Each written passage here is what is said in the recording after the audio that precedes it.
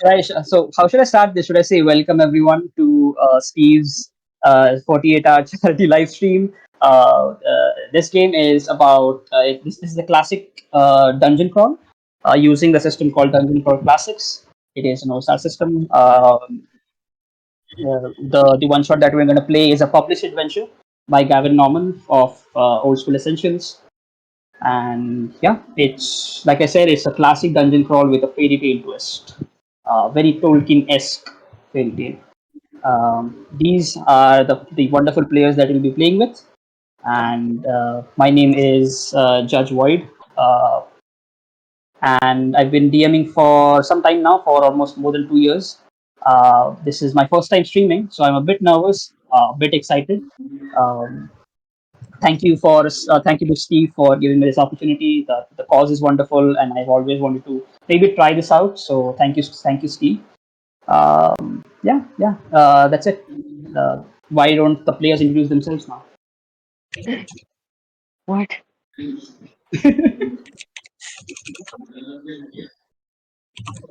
Uh, so I guess I'll start. Hi. My real name is Aman, but I'm playing a dwarf character whose name is Gares Gares. Uh, his background is that he's was originally a gravedigger, but he has a yearning for combat and for adventure, and he through his relationships with people he knew in the dwarven world, he came up with a uh, some ramshackle armor that he wears on his shoulders, and a shield that he also carries, and as well as he has a metal boomerang which he can sort of use. He can put sort of as a knuckle buster and use it as a dagger, and use it as a dagger sort of boomerang as well. So yeah, that's what he carries. That's something special to him. Awesome, awesome. Helen or MB, you want to go next? Yeah, sure. So, my character's name is Reyes Aurora. She is a wizard and a shaman, but I've modeled her after Sleeping from Fairy Tales, Sleeping Beauty. She misleadingly looks like a very dainty, delicate thing. Hopefully, my roles prove otherwise. And yeah, she's just gotten out of a century-long coma, and she's a little lost and confused. And she has a very talkative familiar. You'll see. Perfect, I'm done. perfect. Yeah, Helen. Hello everyone. It's me, Helen. I play a warrior who's been training really hard and eventually got old. And Yep, belonging to the enterprise of the Green Shield with the White Lady. Very chivalric. Order of I don't know how many knights, but includes the Skyers. I don't have many. Most senior knight, of course. Very old, maybe pushing my 50s right about now in game. And Yep, I have very knightly ideas like must defend women from sufferings and any form of oppression, thievery, or dishonor. And My honor shield is shield, the symbol, very self-explanatory. And uh, I hope I could. Let's have fun. That's it. That's me. Oh my God. I love the fact that you mentioned that you are turning 50 in game.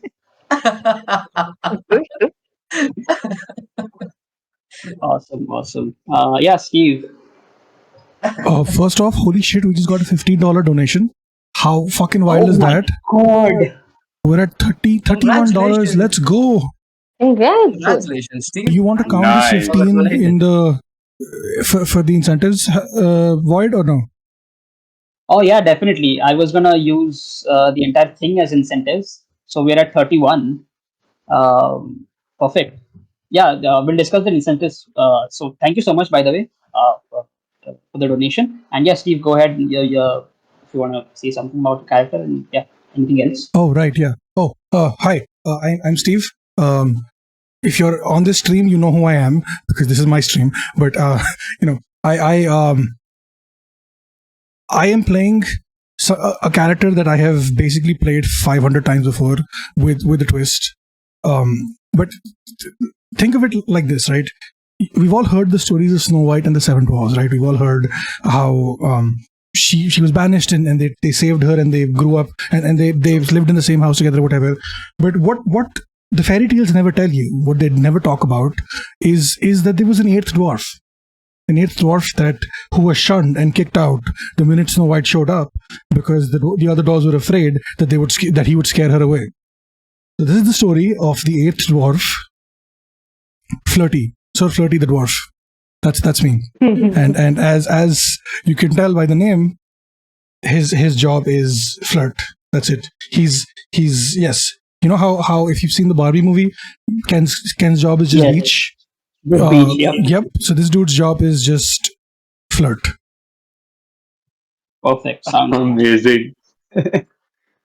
Speaking of the Steam incentives, yes, we do have them. So we had like a cumulative incentive thing where we go from $5 to $50, right? So how that was gonna work is we will see the cumulative donations that we get throughout this session only, and we already have like $15 into that. We're already $15 into that. So I had milestones for 5, 10, 20, 35, and 50. So we already have 5 and 10 already. So this is great. So we just need 10 more for another incentive to come in. Does that make sense? Yes, sir. Yep. Okay. Perfect. So you already have like 2 incentives already. You'll find these things in the dungeon itself. Okay. Okay. Thank you, whoever donated.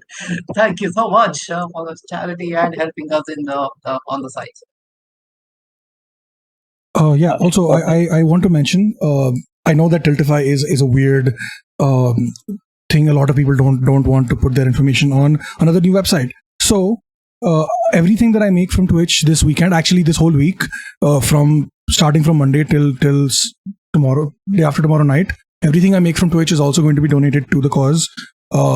Eventually, when I get my payout, because I have no what's the word for it? I forgot the word for it. What is it called? Disposable income. Yes, I have none of that. So when I get my payout, I will donate it to the cause. Yeah.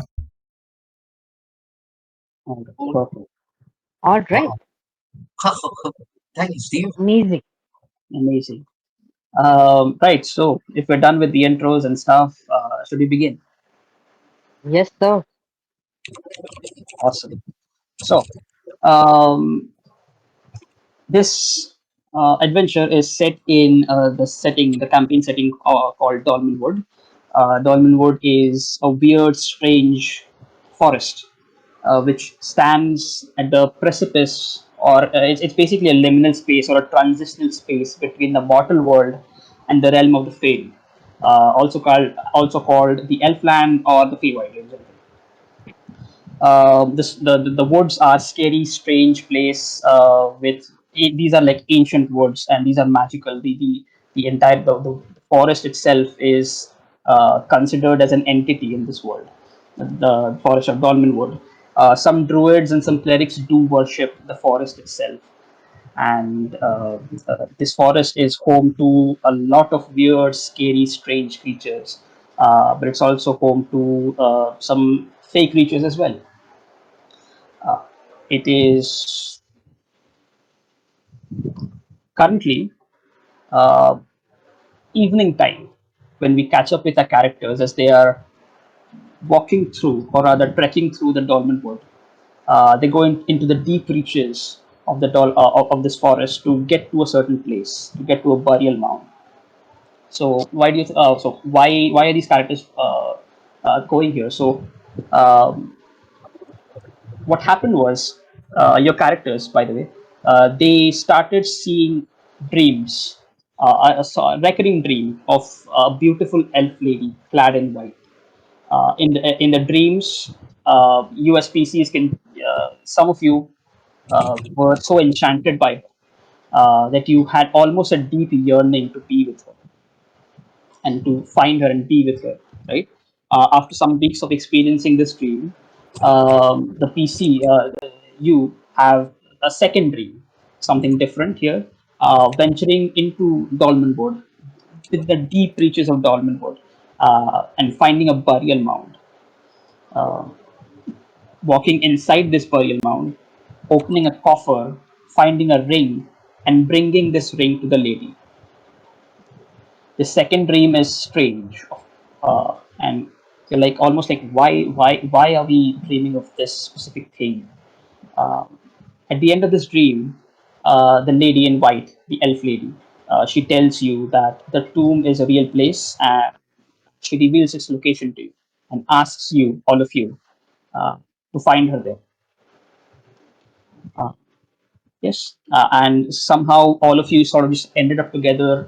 Maybe some of you were asking questions. Maybe some of you are already acquainted.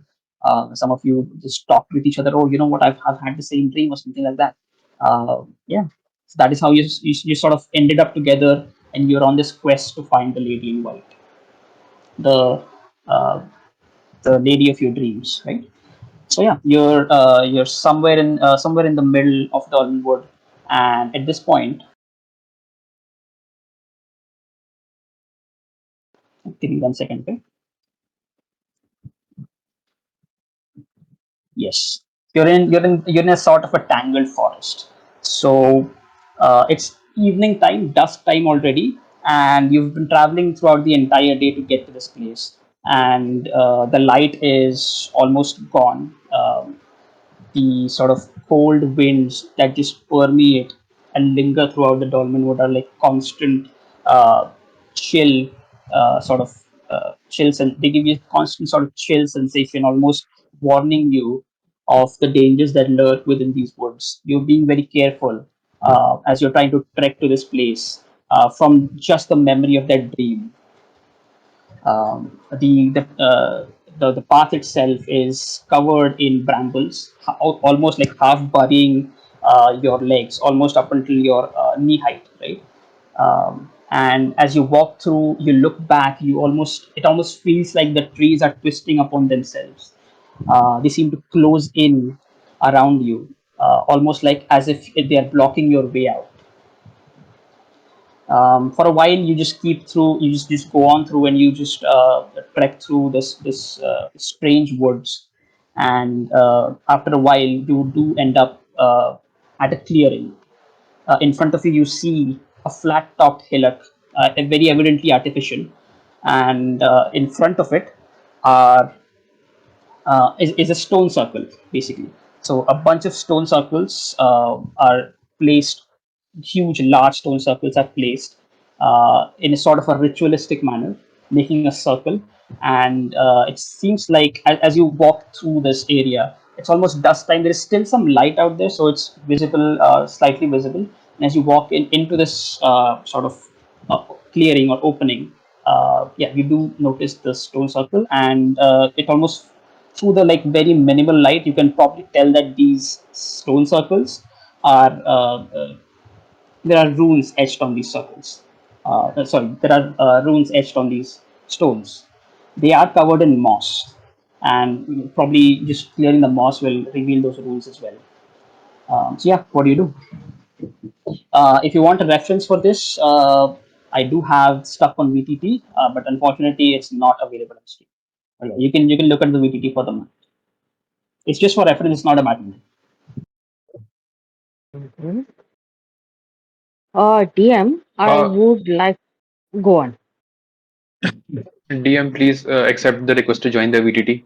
Yes, I'm so Yeah, sorry. Yeah, yeah. I've just mine done too. that. Okay. Ah, So we approach from the south towards the Yes, clearing. yes. You approach from the south towards the clearing. The first thing you like immediately notice is the mound, large sort of artificial flat top mound in front of it are the stones which are placed in a circle, and it's almost like they are etched in runes. Like you can see it in the very dim light of the dusk. But yeah, that is what you see. What do you do? Uh, DM, I would like to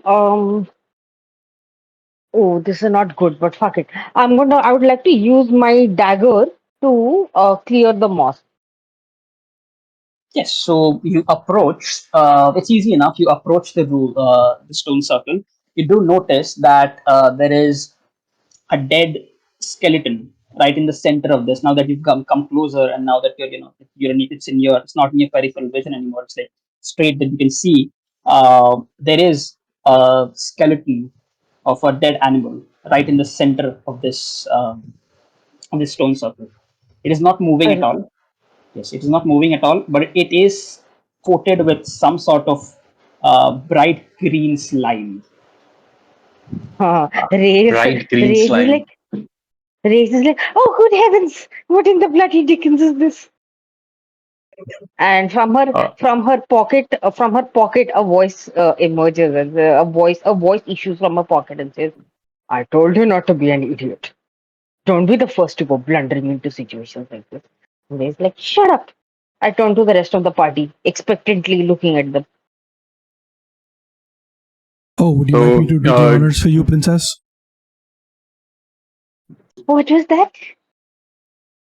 Would you like me to do the dirty work for you, princess? No, no, no, no, no. I was hoping this would be a collaborative effort.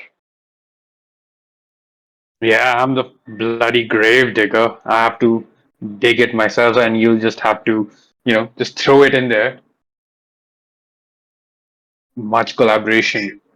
Wait, we're actually getting rid of we're actually burying we're gonna go into the stone circle, which looks obviously like a fairy thing. Reyes, you did Yeah, mention about clearing the moss, right, and looking at the yeah, runes. You do that yeah. with your dagger, and it's easy enough. It doesn't cause anything strange. You clear the moss, and you look at the runes, and it looks like it's some sort of magical script. Um, it is written in a strange language. Does any one of you speak Drunic? I don't think so. Do you? No. Nope. Okay. Okay, DM, I'll use comprehend languages. Oh, perfect. So, first roll of the game, go ahead and roll your spell check. How spell checks work in DCC is you roll a d20 and you add your spellcaster modifier. You look at the That would table. Go ahead. that would be a 3, right? The modifier. Yes, your modifier is a 3. Okay. 14 plus 3, 16. 16. So, go ahead and tell me what result does that give you on your spell table. 14 to caster can read and understand but not speak or write of one terrestrial language for 1 turn. Okay, perfect. What do you sort of decipher? So, how does this look like? How when you cast this comprehend languages, how does it look like? Okay, you know what she's going to do? She's going to tap her forehead and a set of reading glasses with which looks like X-ray vision but isn't really, just materialize on her face for a few seconds. Oh, perfect. Awesome. As you do this, the script in front of you changes and you start to comprehend it in the common tongue. It looks like it appears to have some function in some sort of ritual of summoning.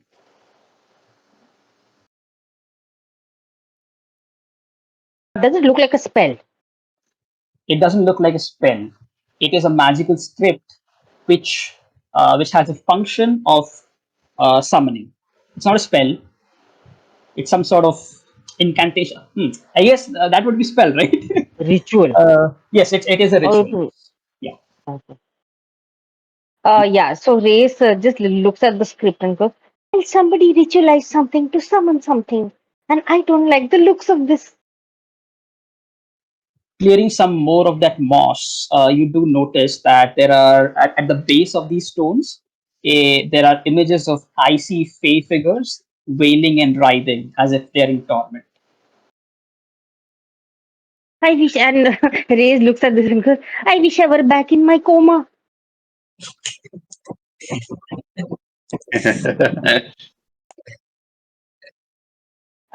Okay, I would wait. Go on, go on.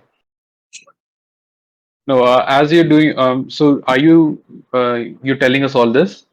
Yeah, Yeah, yeah, yeah. you told us all. Yeah. Yeah. So I would like to just do a survey and just see around if somebody's noting us, if something's around, if you can see movement in and around the forest near us. Yeah, perfect. You Uh, look around for a while, and you do notice that there are these strange owls. Maybe it was the light that you didn't notice them. Maybe it was the lack of light that that you didn't notice them. But now that you're looking very perceptively, you do notice these owls. They are not normal owls. They are their wings are made of metal. All it looks like rusty metal at that. They have pentagram for eyes, and whenever they sort of flap their wings, no, it makes clanging noises. Whoa, guys, guys, those are some weird ass owls, man. And they then look there must be, yeah. Hmm. I don't know if we can. I don't know if we should interact with them or anything. They might be dangerous. I Reyes looks up at them and waves at them, and then the voice in her pocket says, "Stop that fool! What you doing?" Do they? When I'm waving, when Reyes is waving at them, do they? Are they like kind of observing us? They do seem to be observing you. Yes, their attention is almost shifting from the stones to you, then to the stones again, then back to you. I wonder. She turns Reyes turns the rest of the party and says, "I wonder if I were to move a stone, what would happen?" The voice in her pocket says, "They will attack you, fool! Stop it!" What is that Why don't thing? we? You mean the owls or the skeleton with the slime No, on? the thing that the voice from her pocket. What is that? I've Oh, I haven't introduced you. She reaches into her pocket and pulls out a miniature version of herself. Okay, and the What the miniature fuck? version of herself looks at all of you and says, "Cheers, I'm Riri. I'm her voice of reason." Yep. I pull out my hammer, war hammer, and point at you. What the hell is that? It's a how dare you? This is my familiar. She like kind of she like holds Riri away from you.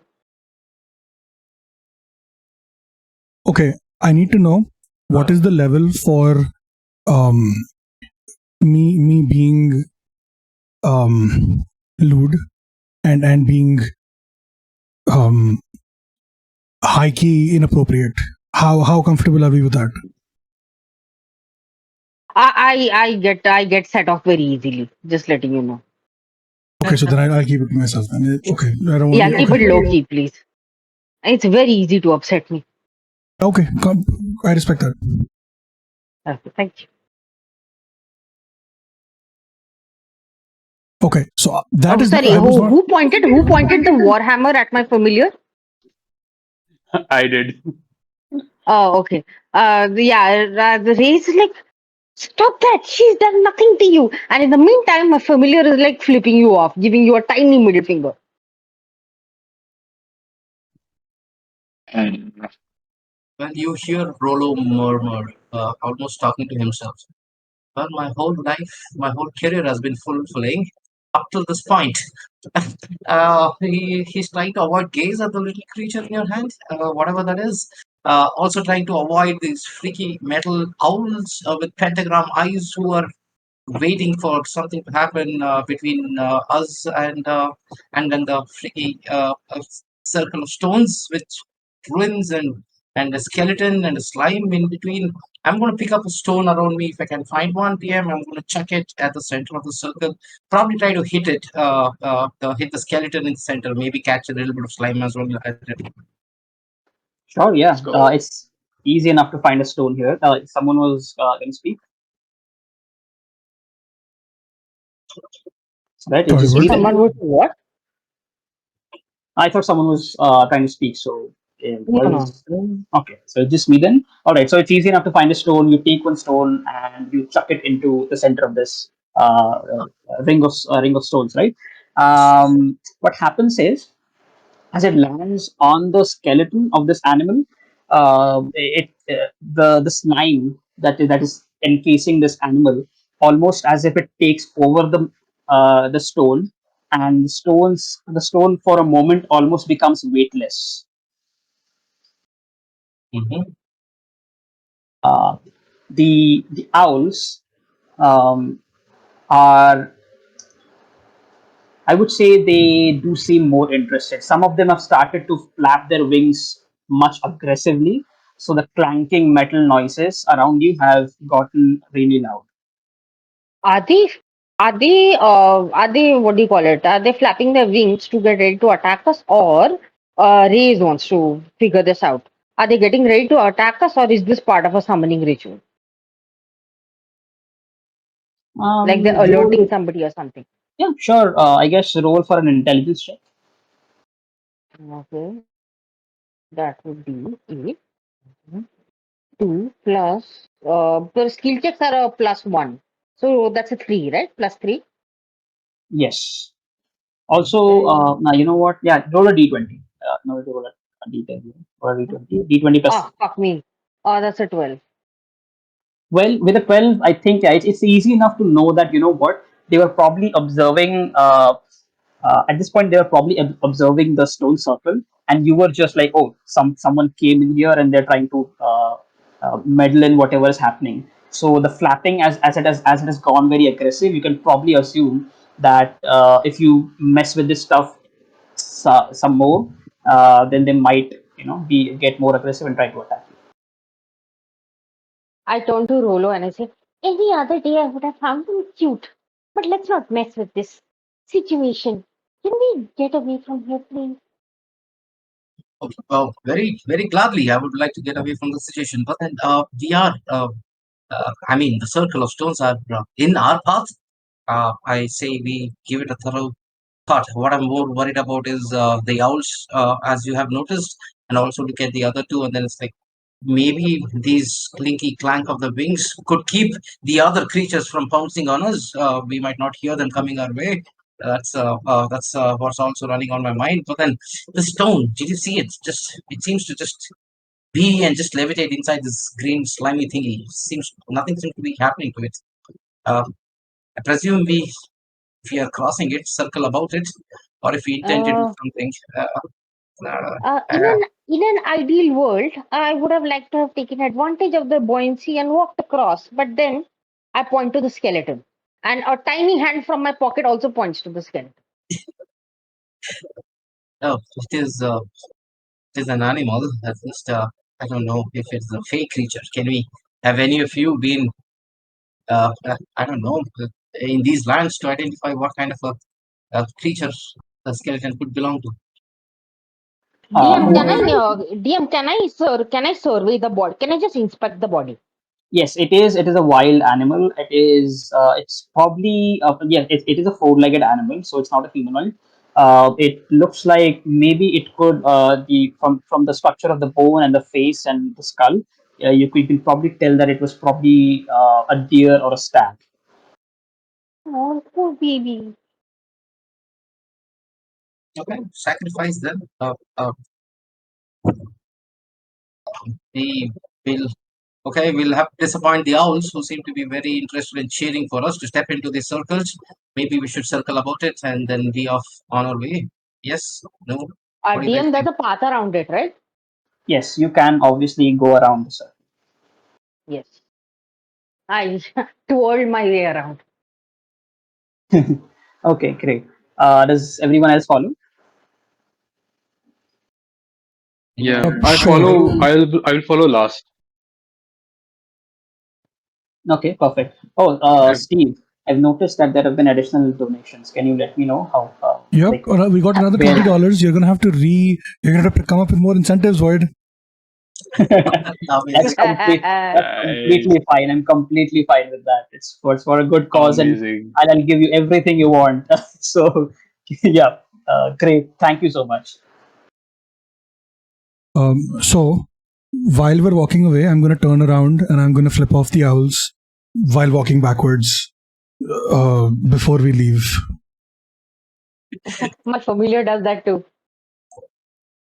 Okay, you know what? I thought you were weird at I sort first, but I think you and I are going to be good friends. And I'm talking to the familiar, not to you. Yeah, the familiar, like, yeah, totally.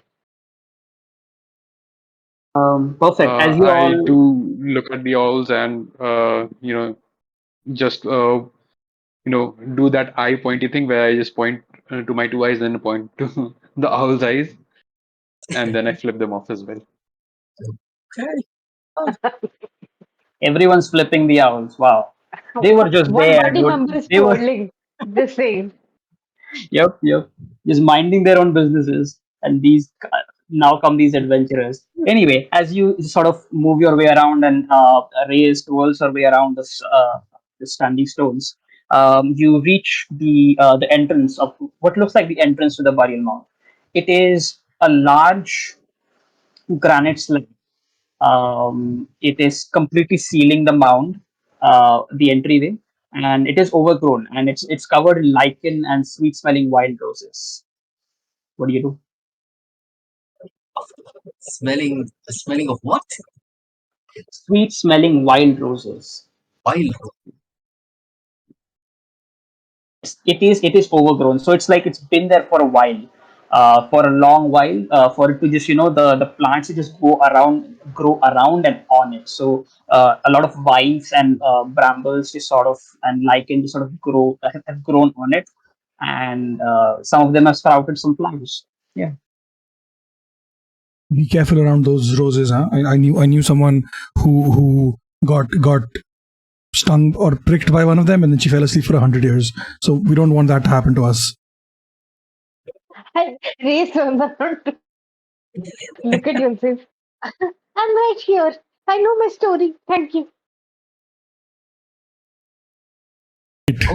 Wait, no, wait. This is Steve. I I got my fairy tales confused again. You're playing Snow White. No, I'm Sleeping Beauty. Oh my god. Okay. All right. Now I get. Now I. I'm Sleeping Beauty, dude. I fucked that yesterday during session 0 as well. My bad. Uh, oh, but by the way, before we set up on this expedition, Reyes is going to tell you. I went drinking. I was bored and I went drinking with Snow White last week. After her fifth mug of ale, she told me about you. Snow White mentioned me. We've never even met. Yes, well, Grumpy was on the table as well, so he supplemented her story. Fuck Grumpy. He thinks that being in a bad mood is a personality trait. Fuck that guy. Oh goodness, I did not mean to open a can of worms. I do apologize. It's fine. I don't blame you. He's the can of worms, not this conversation. You're fine.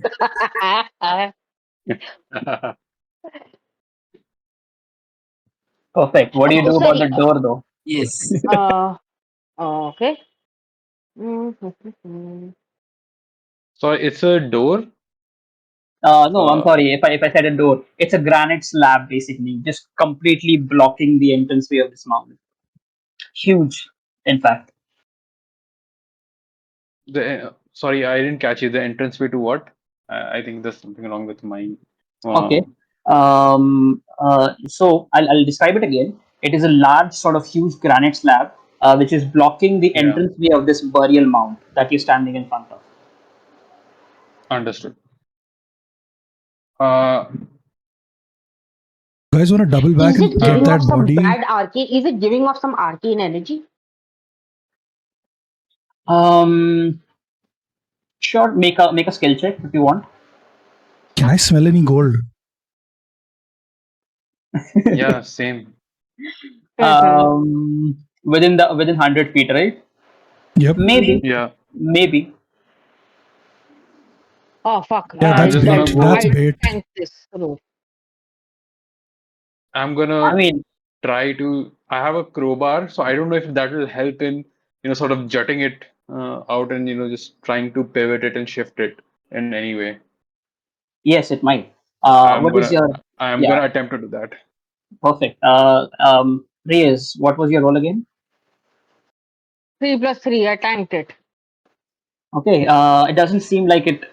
I mean, even without the role, you could probably tell that it doesn't really give off any sort of arcane properties whatsoever. Okay. Okay. Okay, perfect. So Now, I'm gonna. Aman, yes, yes, you take the So I'm crowbar. gonna. Go on. No, yeah, that's what I'm gonna do. Please describe what to do next.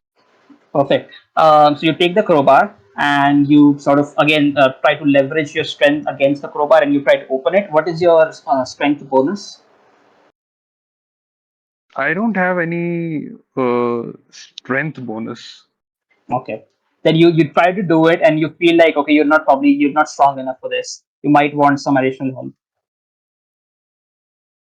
Can somebody give me a bloody hand, please?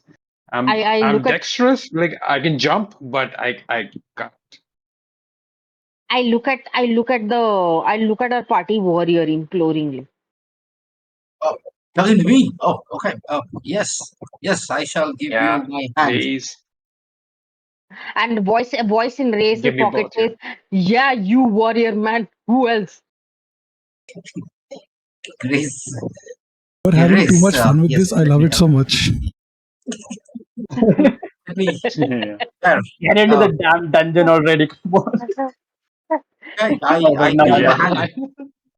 I probably hold down to the crowbar myself very comfortably and very hard and very stiff. I don't know what I'm doing. But yeah, yank it now at on 3 maybe. Yes.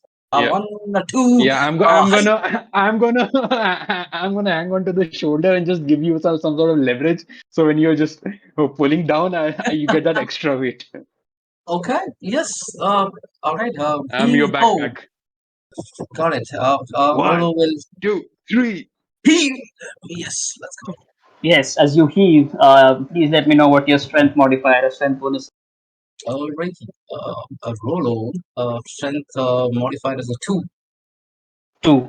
With that leverage, it was maybe you'll need you try to heave, and it takes you a while to you probably do it once or twice, but after a while, then yes, you're finally able to muster some strength, and the entire sort of granite slab just falls down with a loud like bang onto the floor. Well, not exactly the floor, the ground. Yeah. Well, you look at that. Hey, Go. Here it is. yeah, Nice. man, we are strong. Yes, we Uh, are. from my from my from my pocket, you can hear tiny hands clapping. Okay. Thank you. Thank you. What do we? I want to. Yes. Look inside. Also, mind the roses and the tangy and the prickly stuff around this place as well. Yes, perfect. I You I agree. I do not wish to fall into another. perfect. As you look into this, as the sort of door or the slab just falls down into the ground, inside you can see stairs, stone stairs which descend down into the earth. Almost maybe almost 20 feet. There is complete darkness inside, so you will need to light torches. Even one torch works for everyone. Okay. But yeah, uh, yes. As you walk, as you sort of look. I'll light it. I'll hold up a torch. Okay, Oh, perfect. Holding up a and torch also, as you illuminate. Sorry, we'll get to you. As you illuminate the stairs, you see that the entire sort of staircase, which probably goes down 20 more feet, it is completely dusty. It's almost like caked with centuries of undisturbed dust. There is a deathly silence uh, permeating throughout this entire dungeon. Which is only like disturbed by the crackle of the torch that you just lit. Maybe even some of you just bickering here outside. Yeah. As you just sort of focus in, you get this very pungent, moist, moldy smell coming from downstairs. Yeah, Ray starts retching, and Riri from her pocket is like, "Keep it together, man. Come on." Wasn't me.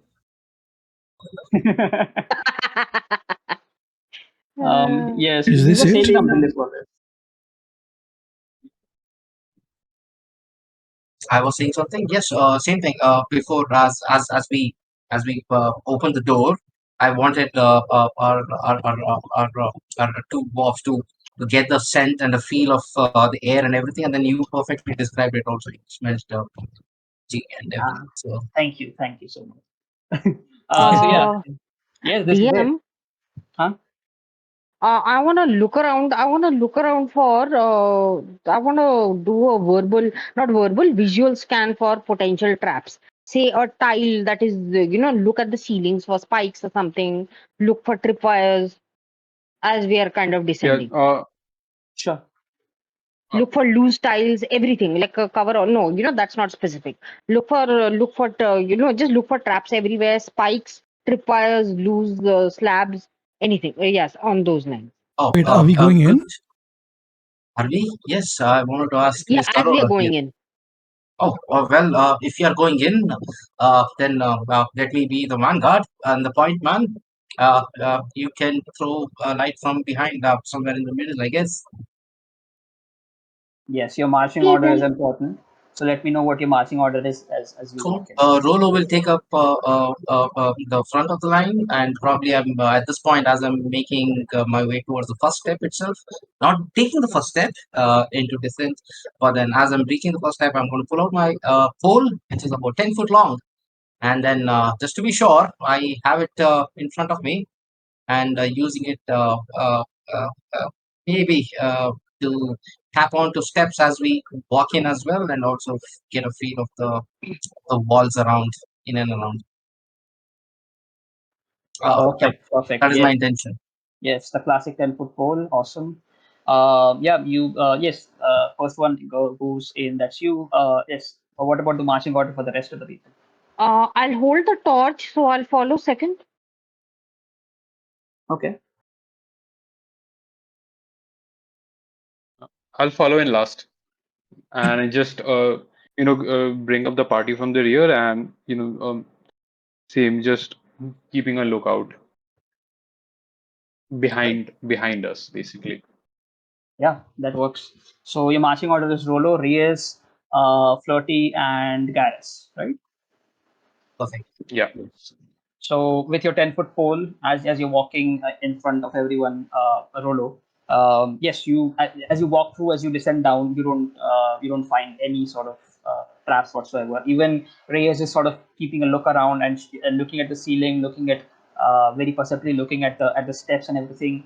It seems like there are no traps, at least here, as you're descending down the staircase. So is Riri.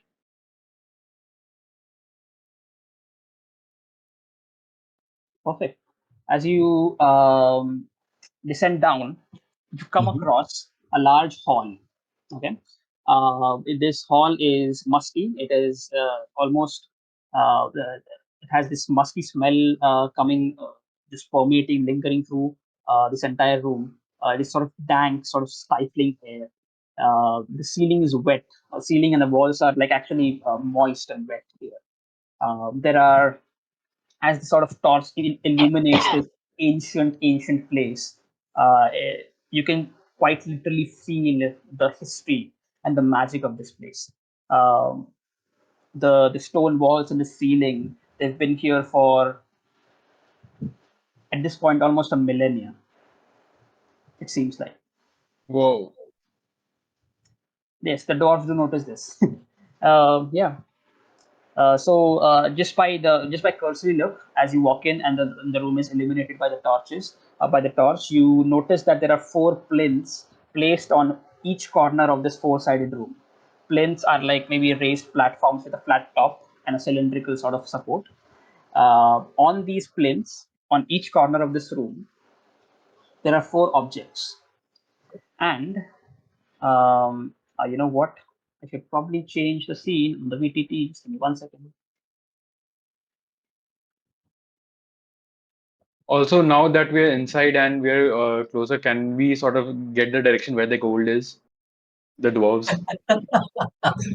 Mhm. Yes, definitely. Right. So if you look at your VTT, right, this is what the kind of room looks like. There are four plinths at each corner. There are maybe three exits, or rather, one exit at each wall. One of the exits that you just came from the stairs. There is one in front of you towards your north, one in your west, and one in your east. Four plinths and in four corners, and these plinths actually have four objects on them. What are they? All four objects are um, just give me 1 second here. Yeah, so all items are about 1 foot tall. They are large items, but they depict a silver crucifix, a wooden statue of a cherub, a holy book, and a huge candle. As Huge you what? Candle? candle, yes. As you do walk in, though, um, I'm assuming not all of you are lawful in alignment. No, I'm neutral. I think just one of our players is lawful, the others are not, right? Just confirming that. Yeah, I'm chaotic, so Oh God, okay. All right. So what happens is, as you all walk in, MB, you don't feel anything. You're again, you feel everything that I described, but the rest of these, the warrior, the dwarf, and the other dwarf, uh, they, you feel this sort of almost like antagonistic feeling coming from these items. As you do, as you just sort of look around, these items start to float in the air, trembling almost, in rage, and they're gonna start attacking you. We're not into initiative What? yet. Yeah, we're not Sorry. into initiative yet, but you do need to make reflex saves for this. So one of the crucifixes. So there were four things here: crucifix, wooden statue of a cherub, a holy book, and a huge candle. The candle is not lit. So the crucifix just sort of uh, floats in the air, trembling in rage. And can everyone tell me their luck score? The three of you, not Reyes. Rolo is It's a 15. +2. Oh, sorry, 16. 16, 15, and what about 30?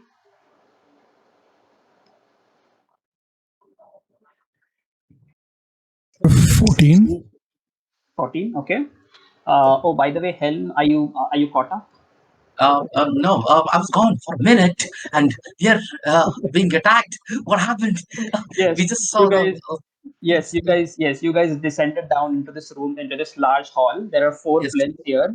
There are Uh-huh. three more exits other than the exit that you came from. These plinths have four objects in them. They look like holy objects, okay? And one of them is a crucifix. One of them is a holy book. One of them is a statue of a cherub, and the other one is a large sort of huge candle. All of these are like 1 foot, 1 foot in height and size. So as soon as you entered, all the characters who were not lawful in alignment, you felt an antagonistic aura coming from these Hmm. items. As you did, after a moment, these items started to float in the air and started trembling in rage. And Correct. now these items just flung themselves towards you. With the crucifix going first, who is going to throw itself at the character with the lowest luck, that is Steve, or rather Flirty. So Flirty, make a reflex save to try to avoid this. Who, me? Now we know why the Mhm. bishop and the knight are called the minor pieces in the game of chess. Mhm. Can I reactively try to intercept? I don't think so. It's a reflex save, so let him Ah, roll. okay. Yeah, My reflex is +1. Okay.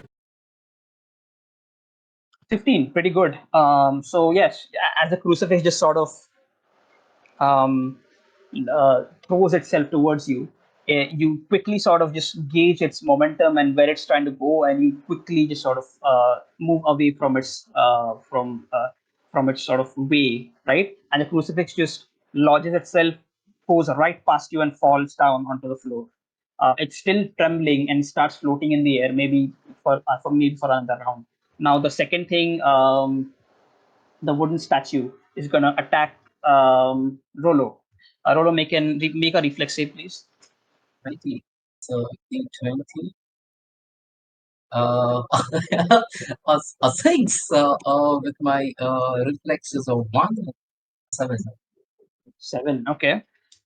Yes, as this this wooden statue starts to tremble and it throws itself towards you, this is a big, huge thing. Maybe you were distracted from the crucifix that just went past through Mm-hmm.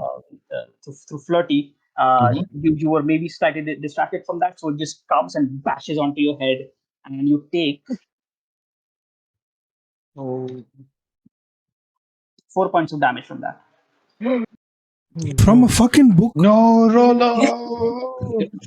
I mean, I should have guessed from these marvelous colosseum of structures built underground. I'm pretty sure they're pretty darn good at building wooden fucking statues which hit like a fucking stone. Okay. Yes, 4 points of Oh, damage. Rollo, I don't want you. I don't want you to die. I don't want to dig another grave. I thought you were the grave digger, not the grave. You're not the one who's burying people. Flirty is Oh, torn he's still between being alive. impressed by the craftsmanship and being worried about his friend. Uh, uh, Yes, yes. So the statue does fall down, and the rest of the two, or rather, you know what? The holy book, it launches itself towards Garrus. Yes, Garrus, make a reflex save, please. Okay, so I have a +3 to reflex. It's an 18. It's an 18 plus 3, so it's a Oh. 21. 21, perfect. You calculate all the velocity and its path and everything in your brain. You're ready for everything. Just looking at your friend getting bashed in the head with a statue, you can just probably calculate its path and just move away from it as it just goes through you and goes past you and falls onto the floor. Now and now we'll go into initiative. uh, these statues, or rather these props, they go last. So it's currently Helm's turn. We're in static initiative, by the way. So yeah, it's Helm's turn. Go ahead, Let's Helm. What do you? go. well, this whatever this was just rammed into me and fell right next to me, right? Yes, it did. And it's still trembling with this unholy weirdness of all that is everything good. Yes, it's not unholy. It's quite holy, actually. Oh well, I don't see it that way anymore. Okay, Rolo is going to take unsheath his longsword and yep, and with one swell swoop, gonna try to attack it and probably shatter it. Uh, and that would be can I pull in my mighty deed of arms for this one? What do you want to do to Uh, to this statue? Yep. Yeah, I'm gonna put one leg on top of it, and then as I slash across as I'm trying to hold the body still as I try to behead it, or try to at least take away the head, or at least break it into two. Perfect, perfect. Let's see what. Yeah, go ahead and roll for attack. So, thanks a lot for attack. That's another. Oh, my attack is awesome. That's a D20 plus 2 plus 1 and a D3 because of my mighty deed. That's 11 plus 2, that's a 13 plus 2, 15 plus 1, that's a 16 total draw. 16 hits. Go ahead and roll for damage. Awesome. Damage Whoa. Your is your deed your deed doesn't quite go through. Maybe you try to step on it and your leg just slips off of it. But you oh, managed to. Yes, Yeah. but you managed to like stand and just sort of stab this statue with with your sword. Yeah, go ahead and roll for damage. okay, that's a D8, that's a 5 +2, and D3 I don't have to add it because it missed. No, you I can still always add add I think your you D3. still yes. added. Yes, You sir. still add So it. that's 5 +2 +3. That's 8 and 2, 10 total damage. 10 points of damage to this poor statue when you completely Ooh. cut its head off, the cherub's head off. Mhm. And yeah, it stops trembling and it just falls down onto the floor lifeless. Awesome. In a world where it could have been anything, you chose to mess with Roloff.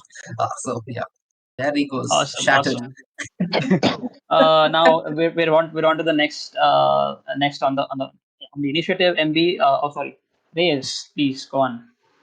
Okay, my familiar and I take action at the same time, right? Yes. Okay. First things first, just one thing I wanted to establish. As when the objects attacked, Reyes got like super stressed and she gasped in terror and fell asleep. And while these guys were defending themselves, my familiar climbed up my dress and slapped me awake. So Reyes is like, okay, okay, okay, time to do something. And familiar jumps back into my pocket. Anyways, so I look around, and the objects didn't respond to me in a hostile manner, right? No, you don't feel any antagonistic sort of hostile Okay, so what nature. she's gonna do is, what she's gonna do is, she's gonna grab the crucifix, okay, and hope she can hold on to it. And my familiar is going to pop out of my what do you call it pocket, cartoon cowboys with their rope with their lassos. To wield that rope in a similar manner, except there's a dagger, and she's going to fling it at the crucifix. Okay, perfect. Go ahead and roll for attack. No, I'm just the what do you call it? The book I'm just trying to grab. What do I need to do for that? For grabbing the book, it's simple enough. You don't need to roll anything. You just go ahead. You use your movement and you grab it. Yeah. Movement is again very arbitrary because you're in an enclosed space. So I'll let you know if you can't move to that location. So okay, so naturally you Okay. move there. You grab onto the book. It doesn't react to you whatsoever. In fact, it stops trembling as you hold on to it. Yeah, Your yeah, yeah. yes, your I familiar. just clutch it, and for my familiar is going to wail on the crucifix. My familiar Sure. is a little more violent than I am. Yes, Uh, sure. Go ahead. Roll for attack. okay. So I'm taking her +4 to attack, and does a 16 hit? 16 does hit. Yes. Go ahead and roll for damage. Okay.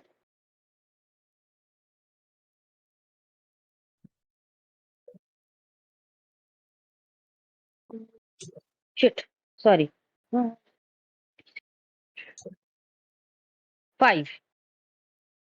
5 points of damage. With 5 points of damage, yes, your Riri does like one fell swoop. She sort of lassos like some sort of cowboy and throws or rather flings the dagger at the end of this rope towards this crucifix, and it completely stabs the crucifix. This wooden crucifix, right? It goes into it, stabs it, and the crucifix just sort of stops trembling and falls onto the ground.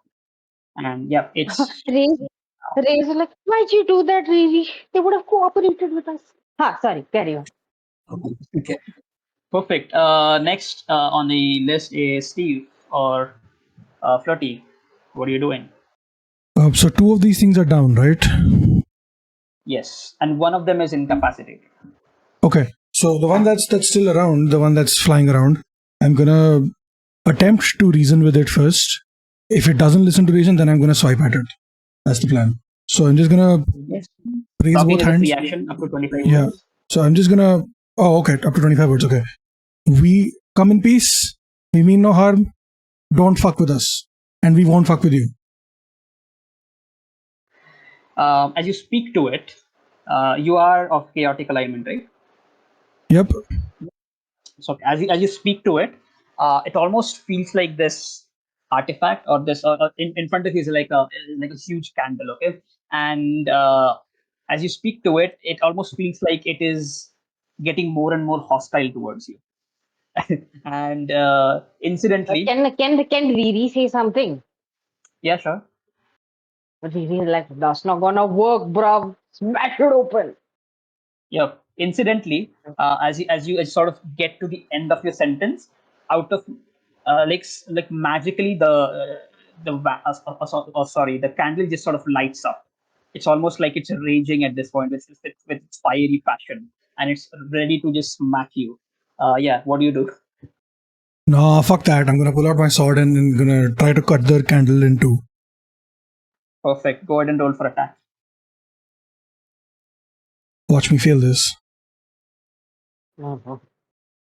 Keep Yeah, open. that's a 3. Oh, Yeah, oh. he's Man of called his it. word. I was talking to myself. 3. With three, no, that's not going to be enough, unfortunately. So you try to swing your sword, right? Your long sword, Battle axe, sorry.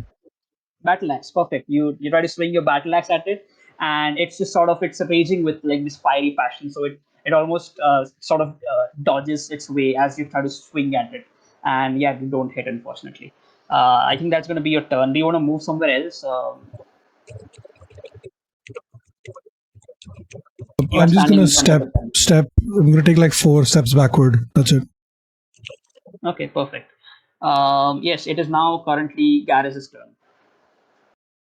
So I watch my fellow dwarf flirty fail. It was a very flirty fail. So I will take my movement and which object was he trying to attack? The cross was it? No, sorry, cross was No, it was a Reyes. candle. It was a candle. It was a It candle. wasn't raised, it was a familiar. Yeah.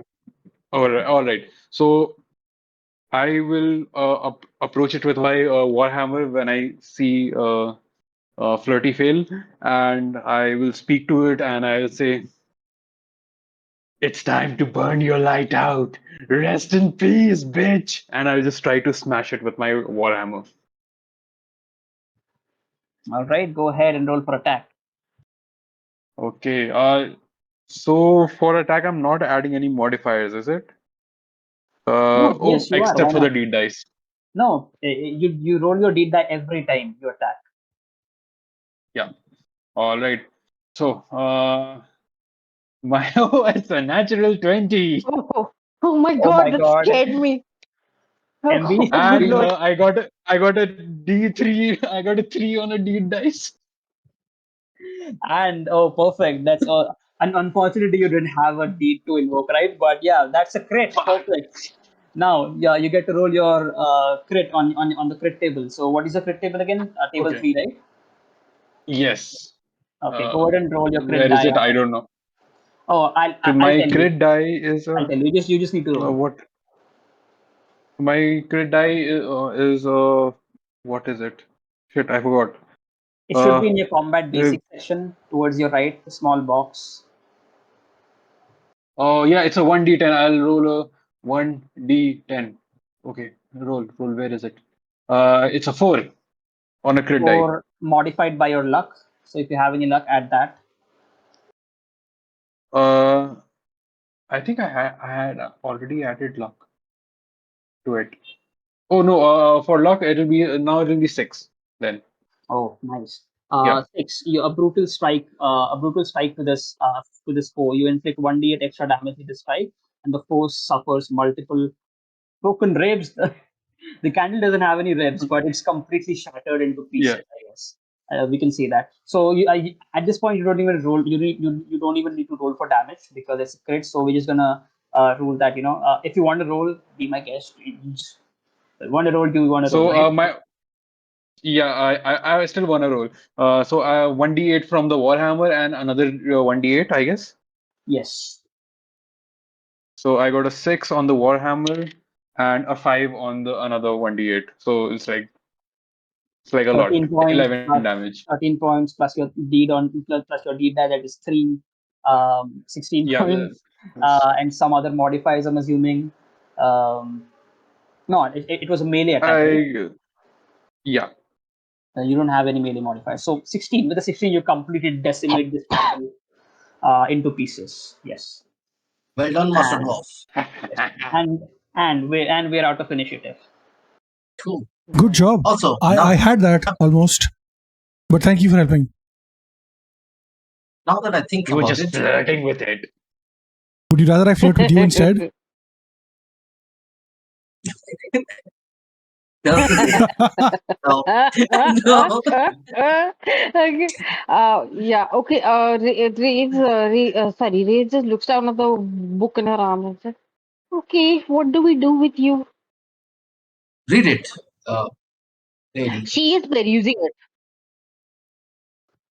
Just Oh, looking through it, it's a holy scripture of it basically has a bunch of uh, tenets and whatever. Like I don't know what they're called, right? So okay. it's a holy scripture of the one true God. Is it in Oldish, as in the common tongue? Yes, it is in Woldish. Yes.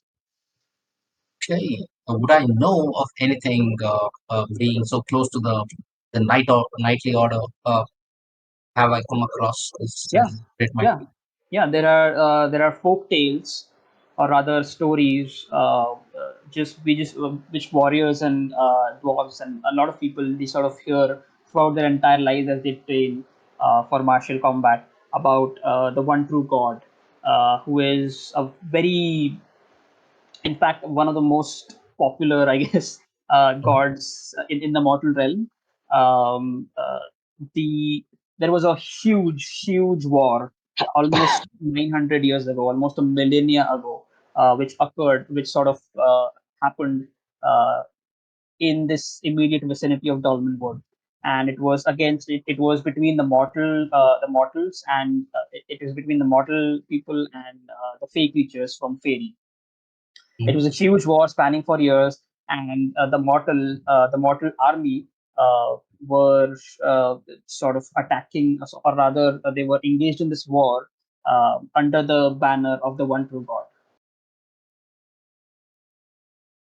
This war was in fact for taking control over the area of Dolmenwood. So you've heard of stories that the fey creatures, or rather this um,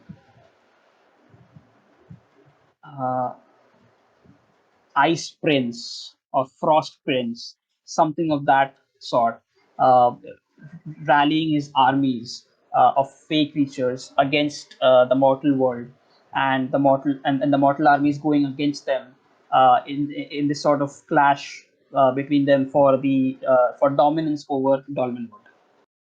Mhm. So Rolo would like to convey this to the party, saying that well, if my memory serves me right, then there's certain things I would want to, which has come to my attention. You remember the stone circle? Uh, it seemed to have uh, uh, uh, I don't know, frosty. I mean, something of the frost kind. I don't know how these creatures in these the denizens of these fairyland are, but then it was I did observe these creatures trembling with and then they're wriggling and they were just sculpted on the stones. And now I see this book, and then it is the one true God, which was in tandems, and it was they well, the mortals rushed under the banner of the one true God against the Frost Prince. Maybe this is all the claimed land which was once, but now I think maybe they have claimed it back. We're not sure. You're very certain, in fact, that the Frost Prince was defeated, and the armies of Fae and his own armies were sent back into the land of Fairy Elfland. Awesome. Oh, perfecto. I was bang on. Then yes, my observation probably. We are on familiar territory as far as we know that we have made good solid grounds. But um, maybe who are aligned towards doing very good to the one and around them and to the world itself should probably interact with how do I mention this? These artifacts which are left from the old war. I think they would listen to you, Reyes, much more than they would ever listen to us. 3 out of 4 of these artifacts are And destroyed now, and the only one that remains is the Holy Book. I would also like to as remind you. that almost 2 turns have passed now, right? Mhm. And that's almost 20-ish minutes. So how combat works is the entire combat is probably one round is 10 seconds, but combat is sort of rounded up to 1 turn because you spend your the rest of the time you sort of looking at your armor, checking your armor if it's fine, maybe polishing your weapons or some shit like that. So yeah, 2 turns have already passed at this point. You also notice because of all the commotion and everything, you've sort of dusted some of the dust away on the floor, and you notice there's some sort of mural on the ground. A mule. Ooh, I want to inspect it.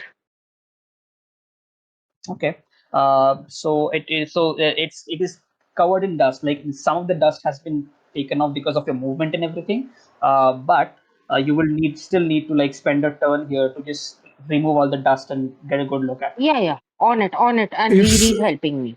if we help, will it be quicker? Yes, it will be quicker. So I'll just yeah. If all of you help with it, so yeah, it will be. Yeah. So for Yep. flavor, Flirty's gonna stand We'll there with help. his arms crossed and just sigh. What are you guys doing before joining in the because this curiosity got too much. There are rooms under our feet. Hmm. As you spend some time sort of dusting the sort of dust away, getting the dust away from the ground, you notice that the entire floor of this hall is covered in a mosaic. It uh, um, it depicts because you have been around the mortal world for a long time, and Rolo and the dwarves both. Um, Garrus and Flirty would know this. Reyes has been asleep for a while, so I don't know if she would. So that's up to you. That's completely fine. You've been around, so you've probably heard the stories of. So the mural or the mosaic it depicts Lady Joanna atop a white charger, piercing the heart of a fairy knight with her sword. And inscription there is an inscription written right below this um, sort of mosaic, which is written in Old Woldish. Now, Old Woldish is an ancient language. Uh, uh, like the current common tongue is Woldish. This Old Woldish was used probably thousands of years ago, and this Any of you inscription is speak? written. No. Old worldish, no. Okay, DM, comprehend languages again. Perfect. Go ahead and roll for your spell check. You still have to roll it above 12 to actually get it right, Uh, or you will lose it. oh, fuck me. That is, oh, shit. I rolled that is, fuck. That's an 11. 11. Fuck. Right, so you can spend a luck point here to Point? get to 12. Yes. Yeah, you know what? We may need the spell again. So yeah, Are you need to be specific? Are you spending your attribute point or your fleeting luck? fleeting luck for sure. Okay, perfect. Oh, by the way, I forgot to mention, Garrus, you rolled a natural 20, right? Yes. You gain a point of fleeting luck. So you have two fleeting luck now. Just keep track of the fleeting luck, okay? Let's go. Yes. And the rest of you have one. Reyes, you used your I one have point of 0. fleeting luck. Yes. You have zero now, and you get to 12. So I think with a 12, you will be able to decipher it pretty well. It says, "Here lies the noble lady Joanna, slayer of frost, defender of the king." Is okay. If while removing the dust, does it reveal a crypt or something? Or this is the crypt? This is the inscription. What crypt are you talking about? No. She's just looking for signs of like a grave, like an ornate grave or something. After the inscription, I also read it out to the rest of the party. You can assume that this is the burial DM. ground, right? Yes. Okay. As Reyes is inspecting that, I would like to check for traps in all of the three doors, the rest of the three doors that they are there. Okay, go ahead and roll for your intelligence check. You do have your bonus because you're a dwarf, +2. Uh, okay. So what will be my bonus because I don't have any modifiers. Uh, +2. oh, +2. Okay. So I'll roll here actually. Uh, it's a 13. 13 plus 2, 15. With 15, yes, you don't find any traps here whatsoever on all three doors. You do notice while searching the doors that the door towards your north, hopefully you can see it on the VTT, the door towards your north is a double door. Mm-hmm. And this double Mm-hmm. door is made of heavy stone, and there is an inscription on it. It says in common tongue, boldish, it says the most dear. The most dear. Yes. Guys, I think this is an important door.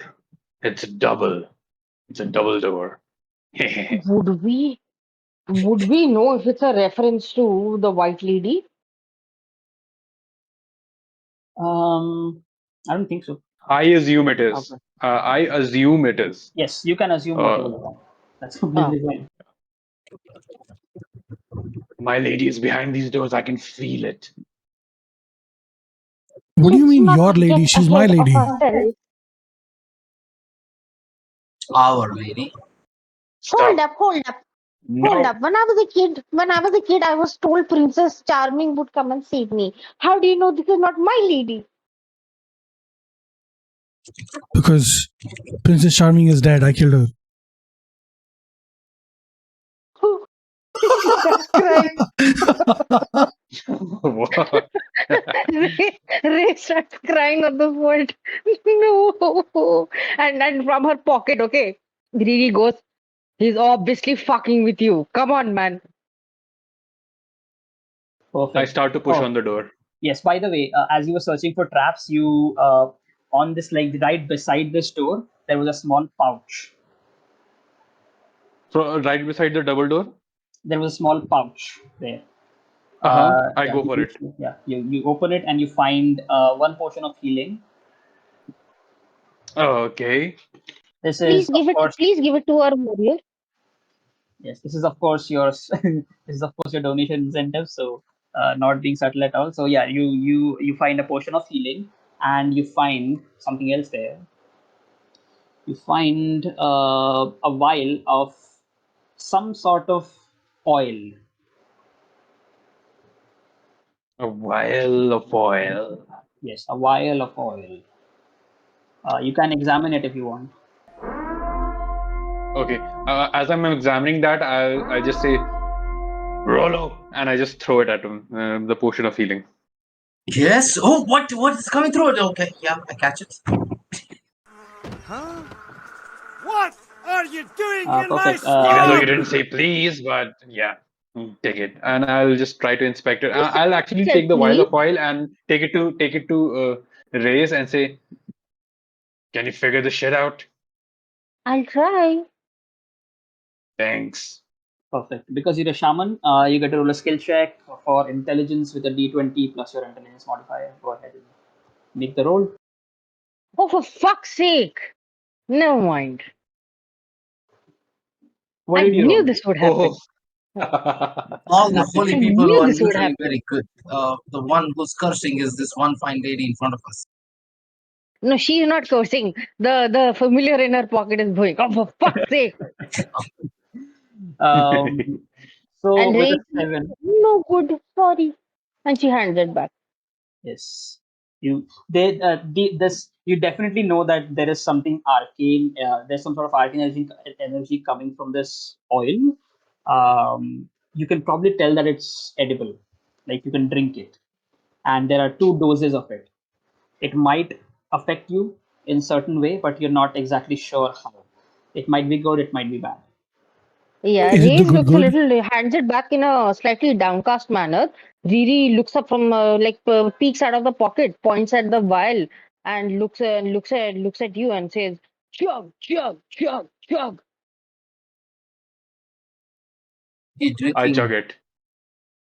Are we drinking? I was, that was okay. Okay, there are two And doors. Raze is getting worried that Riri is getting a little out of control. So what she does is she clinks some coins and to distract Riri. Okay, perfect. To distract? And To distract who? My familiar. Okay, My okay, familiar's okay. personality trait is stingy. So whenever my familiar is getting a little too out of control, I shake pennies at her. Oh, yes. Okay, I chug one dose. All right, there are two doses here. You chug one dose, and go ahead and roll 1d10. 1d10. Look, okay, let's go. so why It's a all? 3. Three. You gain three temporary hit points, Oh, would you Yes. look at that? and you get this very acrid taste from just consuming this oil. You can probably tell that you probably yes, you do feel it's slightly more healthier, slightly more that you can probably take some more damage, but Hmm. uh, you have no idea what it will do to you. You get a weird, strange feeling that this oil is probably, yeah, it gives you a boost for a while, but that might not last for very long. I say, "Ugh, doesn't taste good. I think I'll keep it. It's bad, guys. It doesn't. It's like, ugh, I don't know. Let me just keep it. For if we need to throw it at someone, and I'll pocket it.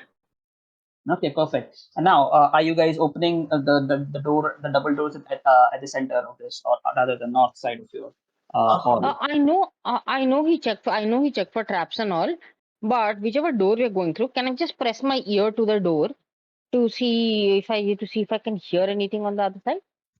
Yes, you do press your ear to the door, and you hear skeletons, or rather bones clanking from the other side. Oh, Yeah, that frightens the fuck out of her. Her face pales and she falls asleep. She just mouths the word skeleton and then start dozes off on the spot. Wait, another skeleton? What is this? Is this supposed to be like breadcrumbs as skeleton. clues?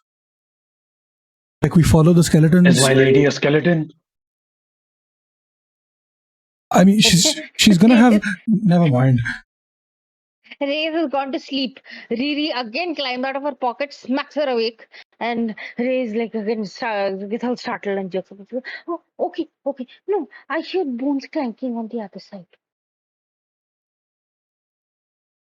Walking Hmm. skeleton. Yes, what do you do? Oh well, we have other two doors. Are they Yeah, open? Are they exactly. closed? I'm gonna go inspect. I'm gonna go look here for listen at the other two doors. The other two doors, you don't hear anything from the other two doors. Are there any scriptures or anything of anything written on top of them, like the one we saw at the top? Nope. Okay. Just I guess these are of not importance then. Am I am I safe to yeah, it's like are we safe to assume that just keep on moving ahead. Uh, uh, Yes, where are you headed? uh, get behind me. I'm gonna try to open this door. Rolo is trying to go and try to The, open the the north door. skeleton one. Yes. Oh Okay, my perfect. god. Oh my I god. take Oh my my blade god. boomerang out, Mm-hmm. and I'm just getting it ready to just throw it at someone if needed. You see Riri pop out with a dagger at the ready, while Ray is like freaking out. Okay. Perfect, perfect. Uh, Awesome. You open the door wide. You push the stone doors wide open, and you mm-hmm. walk into a much larger hall than this one. Um, Here you see a lot of stone coffers. In fact, you see. You know what? I should probably reveal this on Yeah, the please BTT. reveal. Yes, this is what it looks like as you enter. And yes, Oh, if you see a lot of coffers here, stone coffers, sarcophaguses, five of them in fact, laid towards the west wall and three laid towards the east wall. Um, two of these sarcophagus, two of these coffers are actually open. The lids are pushed aside, and the strangest thing of all, there are two strange things here. Here, there are skeletons which who are actually uh, dancing on the ceiling as they are sort of stuck to it upside down. Arm in arm, they are slowly waltzing around the ceiling with great joy. Um, and right below these skeletons, you also notice that they have that same sort of green slick slime coated around them. Dude, why did Uh, it give me goosebumps literally? yes, right below them, as you see, as you sort of, as you see the slime drop from one of them, and it drops into a sort of giant fissure in the floor, uh, which you can only guess that it goes down. This sort of um, there is a lot of slime on, like, just on the circumference of this fissure. It seems to be just sort of dropping down into the depths. But yeah, so two skeletons dancing on the ceiling, five coffers. Two of them, their lid is off, so they're open, and yeah, a fissure on the ground.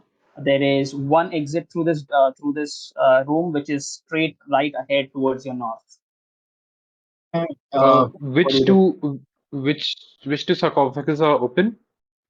I would say the ones on the left, so the ones towards your western wall. Yes. Or understood. Okay. What do you do? The skeletons don't seem to be noticing you. They're just very merrily dancing and waltzing on the ceiling, upside down.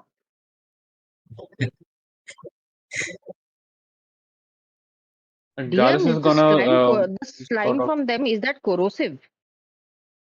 Do you want to check it? I mean, do you want to go get closer to the fissure maybe, and you want to touch it or something like that? Tell you what, I take a coin, okay, and I roll it on the floor towards the slime where the fissure is.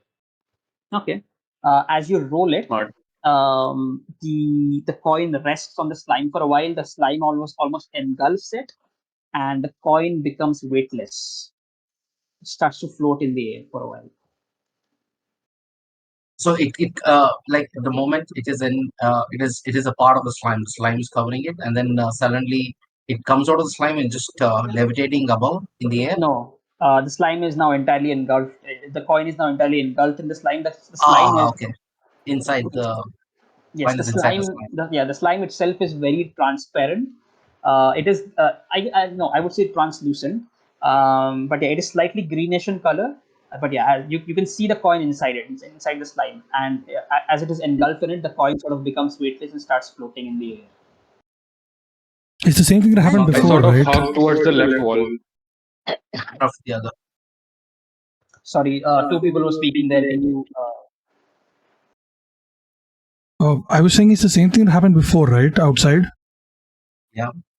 Yes. Okay, so I'm gonna touch the Aman. slime with my dagger. oh no, Okay. Okay. Sure. You can touch the slime with your dagger, and your dagger becomes weightless for a while. Hey, I figured out a way to make sure we're not encumbered. Perfect. Do you mean that we can DM, carry more gold out of this DM Exactly. Riri lunges towards the slime trying to touch it herself, but I grab her.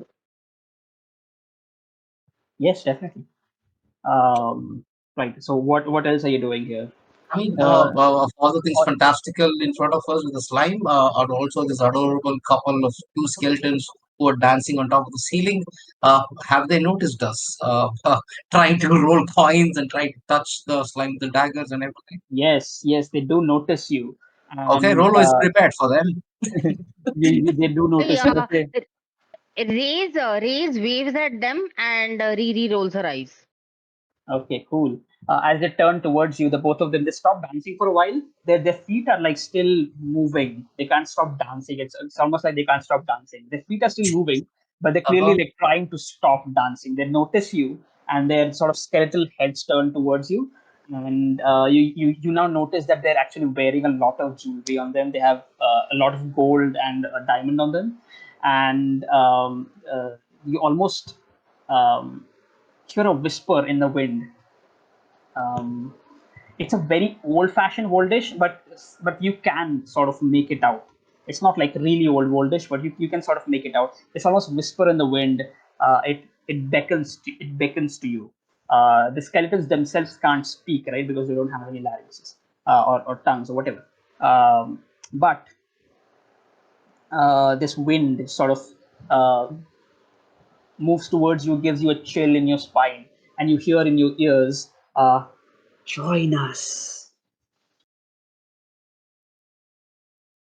Thank you. Nope, I'm out. That's not weird at all. Nope. I love dancing, but not with skeletons. Nah, Right? you They guys don't should be inside the just as sarcophagus. just as you guys say all of that, they just go back, arm in arm, just sort of slowly waltzing throughout the ceiling. Well, Do you don't think mind us. that's You keep. Oh yes, go on. do you think that's what's waiting for us beyond whatever this is? When we die, do you think we turn into dancing skeletons? Or do you think that we Well, then let's best hope we don't die here.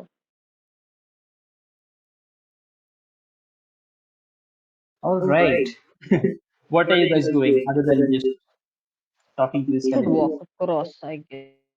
There is again a door at the north. Yes. Um, oh, by the way, is there an echo? Yes, and I think it's you. it's me.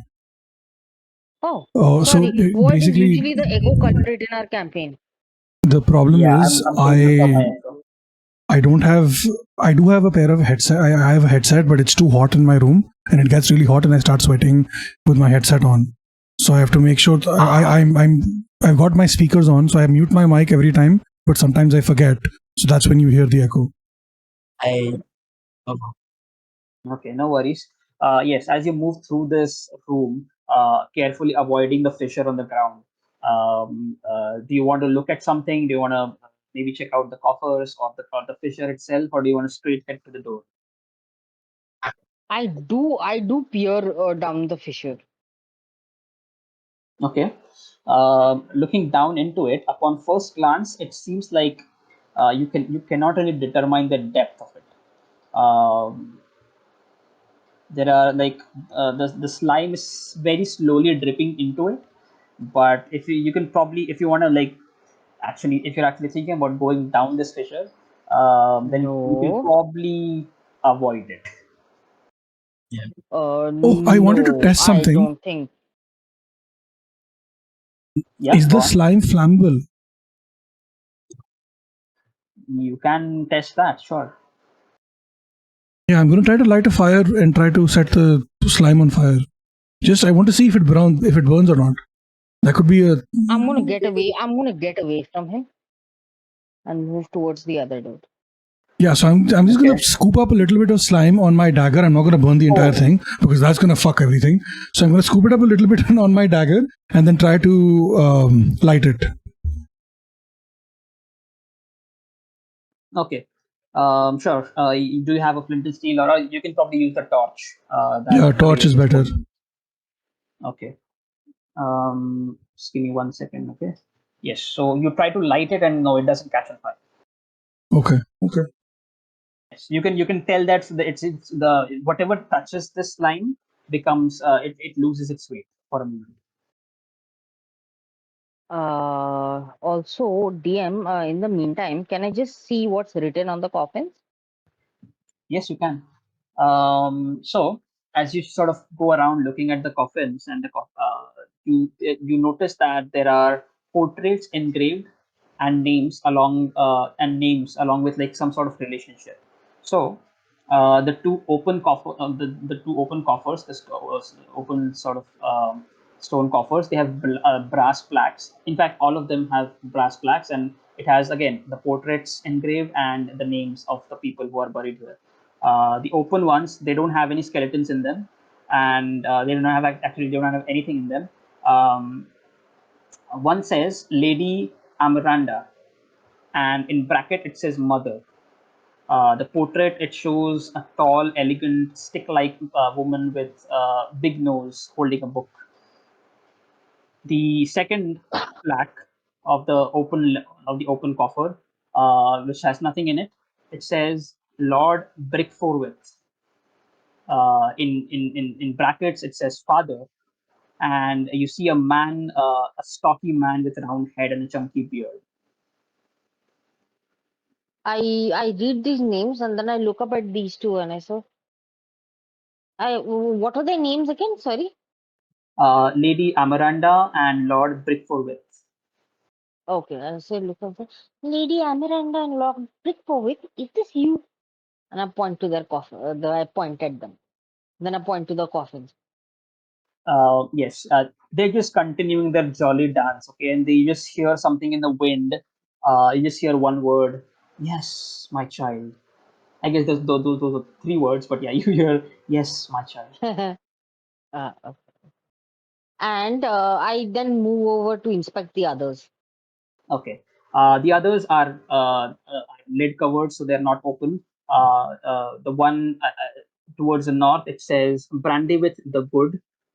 In brackets, it says elder brother. Um, oh, you know what?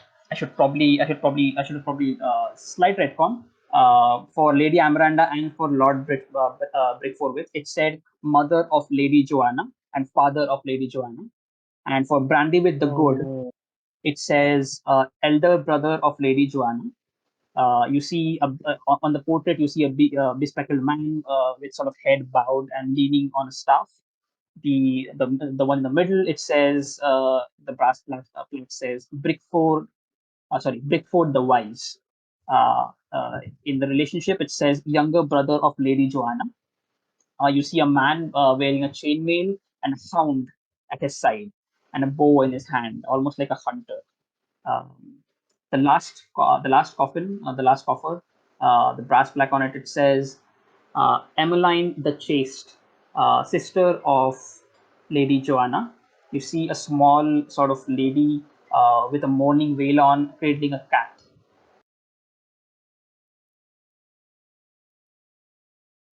I look at the rest of the party and I look up at the two dancing skeletons.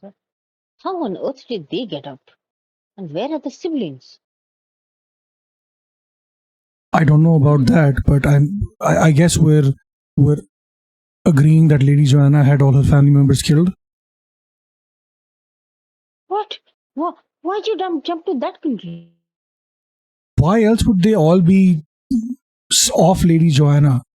Well, It, see, yeah.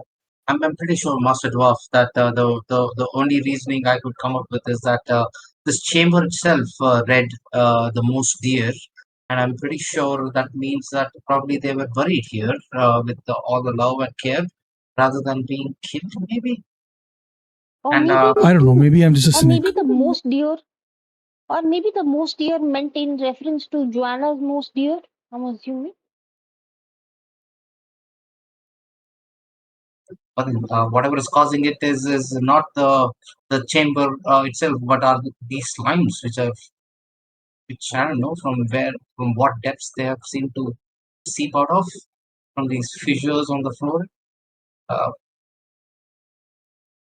Yes. Shall What are you we doing to the now? next room? okay, just leave them to their to themselves, I guess. Yeah, they seem happy. Okay, Can we take a break here? okay, sure, Sure. Yes. Yeah. We're back. yes. All right. Rolo, you wanted to like we were in what looked like a family crypt almost, right? So you guys noticed two skeletons dancing on the ceiling in joy, and they almost beckoned you to join them, but you guys were like, nope. And you studied the entire room. You found out that this is the family and the most beloved of um, Lady Joanna, the knight who led a charge against the the armies of the fey creatures under the banner of the one true God. But yeah, you guys then decided to let the graves, or rather the coffins be, and just move on to the next room, right? Perfect. In the meanwhile, Rolo would like to chug the healing potion which Gannis gave him. Thanks so much, and yeah, we'll be on our way. And same thing, I would probably be at the front. And if anybody wants to see and check for traps, now would be the time. I'll follow you. I'm holding the torch, so I'll follow you. At this point, I would say an hour has passed. The torch has gone off. You'll need to throw Oh, that away lighting and it again then. lighting the second torch. Perfect. So yeah, anyone checking for traps, or should we just move on ahead? Yeah, I would like this thing. Yeah, again, like I repeat my process. Look for tripwires, look for loose slabs, look for something that can be set off, look for spikes in the ceiling, all of that. Look for like gas nozzles even. I'm covering all my bases. Sure, sure, Rolo is sure. basic, tapping out the mosaic flooring with this pole to see if anything is a trigger tile somewhere around it. Even on Perfect, perfect. All right. So yeah, go ahead and Reyes, you can make an intelligence check. And yeah, okay. The familiar is factoring into this, right? She's also peering around. Yeah, the DC will be slightly lower. Yes. Awesome. Also, Oh, fuck me. Why? Oh my god. uh, Aman, Garrus, if you're trying to talk, you're currently muted. Just letting you know. I know I That's a wasn't gr- trying to that's a talk. grandiose total of 10. And I think I should just stop rolling now. With a 10, no, you don't find any sort of traps whatsoever on the doorway. You can just open it. It's a wooden doorway, double doors again, so you can just open it through and just walk through the door. Uh, Before we proceed, I would like to eat my mushroom, the surprise mushroom. Right. So, what was it called again? The club bulb, basically, it reduces surprise chance for 8 hours. Yeah. holy God, Yes. flirting. Nice. Yeah, it is smell it, your smell is heightened. Yeah, your smell is heightened by eating this mushroom, and which reduces surprise chances for 8 hours. Perfect. So you just see Flirty just take out a pouch, go and sort of ruffle into this pouch, and just take out a sort of large mushroom and just gulp it, or rather chew it for a while and just gulp it in. Oh, you guys want some? I've got a bunch of more mushrooms. Yeah. Give it here. Okay, I'm Oh, gonna why give the. not? All right, I'm gonna give the undead one to Helm. I'll give Okay. no wait. I'm gonna give the. Yeah, okay, fine. The undead one to Helm, and the one that's the exotic shape ones, I'll give to a monk. And if you want one, Rhea, I'll give you one as well. Okay. Yeah, Ray says, okay, sure, why not? So I've got Why two left. did I draw the short end of the stick on this on the mushrooms? Like, why am I getting? Okay, never mind. Thank you so much. No, the ones that you get, basically, it means that undead are never found near these mushrooms. That's what they are. Yeah, I just said It's undead a because it's like a undead. whole sentence. So I just wanted it to be whatever. Yeah. So I have two left. Yeah. One is it pairs immaculately with wine, but it's fatal to dwarves, so I didn't offer that to a monk for a reason. The other one is it can be used to mend something, basically mend fabric or something. Which one do you want? Okay. Oh, I think my armor is spick and span. But then I would take that thing because of the skellies on rooftops. I think this would probably be really helpful to be in leading you all up like this. Oh yes, no, sorry, I went to ask MB. Which one would you like? The one that is not fatal to the dwarves. Okay, I'll give you the mending one then. Okay. The reason I have these is because my background is mushroom digger, mushroom planter, something. So yeah, that's why. Mushroom farmer, yes. Thanks, Floaty. I've already sent you the. I've DM'd you the, or rather, I've sent it in thread, the type of mushrooms that you have. So you see, Flirty just take out a bunch of mushrooms. He hands one to Rolo. It's called Felt Crown, and it has holy symbols on it has holy symbols on it on its cap. And Flirty tells you that basically this mushroom is undead repellent, so undead cannot get close to you if you have it on you on your person basically. Um, he gives another one to a larger one to Garrus, and this mushroom is called Elfin Cap, and it is regularly worn by pixies and sprites as a hat, and it comes in a lot of like various weird exotic shapes, and this mushroom is actually very highly sought after by fey creatures. And the one that he gave to Reyes. It is called a fraying fiber. Um, uh, it is if this mushroom is rubbed on a fabric, it can mend sort of any sort of fabric whatsoever. Okay. Thank you, Mr. Boss. Thank you, Floaty. Grumpy was wrong about you. You're kind of awesome.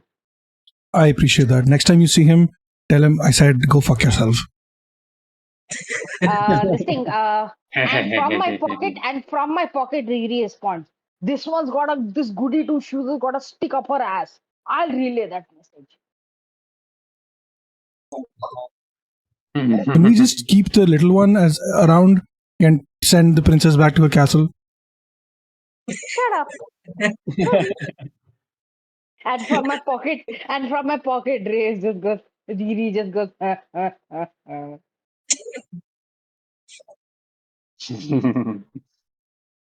Go. All right. You guys, Rolo, you open the door knowing that there are no traps on this door whatsoever. You open the door, the wooden doors, they open into a large, another large hall with pillars at the center of it. These pillars have relief carvings. Just with a cursory glance, all of you can tell as the room sort of illuminates with the light of the faint light of the torch. You can tell that these pillars have carvings on them, and they that depict scenes of the holy war against fairies, which took place 900 years ago. Um, at the end of this door are again double doors, massive made of massive stone and a very smooth surface. It seems that something is written on them, some sort of inscription, just like the previous door. And yeah, Language? so you're quite far away. You're like right at the door, right? So it's like completely at the opposite end of this room. So you will have to walk there to actually get a read on what is actually written there. But you do notice a small chest towards your left hand, or rather the western wall, just resting there, made of wood and metal. Can I smell and see if it's gold or anything? I'm You gonna go don't. look for the inscription. And I'm also if I don't, then I'm going to slowly just scan the whole area and see if I can see some makings or markings of any trap or some like a trap door or a switch or anything. Yes. So you do smell gold, but not from here. Mhm. You can probably smell gold from the other room, and you can probably tell that the gold is from the jewelry that the skeletons were wearing, the dancing skeletons. But there is Mm. no gold in this room, or at least in the immediate vicinity of this room. Okay. I'm getting that Riaz wants to walk ahead towards the doors, and she wants to read the inscription. Constantly I scanning sort for of traps. stop her. Oh, I sort of not stop her. I sort of get ahead of her and just try to make a scan myself because I have a bonus in that, and make sure she oh, good. doesn't fall you know into any guillotine or anything of that of that Good to sort. know. She's sleepy as hell anyways. Perfect. What are the rest of you doing? Rolo and Flirty? I'm going to keep watch. Anything out of the ordinary or anything that just spring out of nowhere. I'm keeping a keen eye, trying to just be the shield for my friends are Perfect, going perfect. about their things. Yeah. Flirty, yeah, what do you do? I am slowly making my way towards the chest, but making sure I don't touch it. Perfect. So you want to probably, you're probably looking for any traps or something on the chest, right? Yep. Okay. So I need Flirty and I need Garrus to make intelligence checks for looking for traps, and you do have your bonus. So it's going to be D20 plus your intelligence bonus plus your +2 because of your underground skills. Plus our luck, right? No, no luck here. Sorry. So it was intelligence with plus and D20 plus what? It was plus. You Plus, said something. I yes. forgot. So it is a D20 plus your intelligence modifier uh, +2. Nat Okay. 20. Let's Flirty got a nat go. It's a 20. Yeah. it's a 13 for me, but For you. yeah, Perfect. that's right. I'll come back to you. 30 with a natural 20. You don't find any sort of traps here. In fact, you get a sort of arcane energy coming or some sort of emanating from this chest. Um, yeah, you do feel that it's a small chest. It's not a huge chest. It is made of wood and metal. You can probably guess it's something, anything, something, whatever's inside this chest has this sort of strong arcane energy emanating from it. Okay. Can I tell if the Aman, chest is magic or if there's something inside the chest that's magic? yes, something inside the chest is magic. Chest itself is not magic, right? Yes, So what I'm trying to ask is not a mimic. it's not a mimic. Okay. Okay. Um, with that natural 20, you do get luck, a point of fleeting luck. So currently you have 2 points in fleeting luck. Just keep that in mind. You can use your fleeting luck to get +1 bonus um, at any of your rolls except initiative. So yes, what do you want to do? Do you want to open the chest? Yeah. Perfect. You go ahead, you open the chest. It's not locked or anything. It's easy enough. Maybe it's stuck because it's been here for a while, but you open it and you find two things here. These are your donation incentives. So congratulations, you find, and thank you so much. You find. Can you roll a one? Can you roll a d4 for me? It's one. One, seriously. You find one. You find a ring which is imbued with this strange, which is imbued with these strange markings of some sort of inscription, which is probably which you just cannot make sense of whatsoever. But you do notice that this ring is again emanating this very strong arcane energy. Just by holding it, you feel like you'll be fine. Nothing bad can happen to you. The other thing that you find is a shard. Basically, it's glowing, emanating green color, very fluorescent sort of green, as it's sort of just uh, again very strong arcane energy just sort of emanating from it.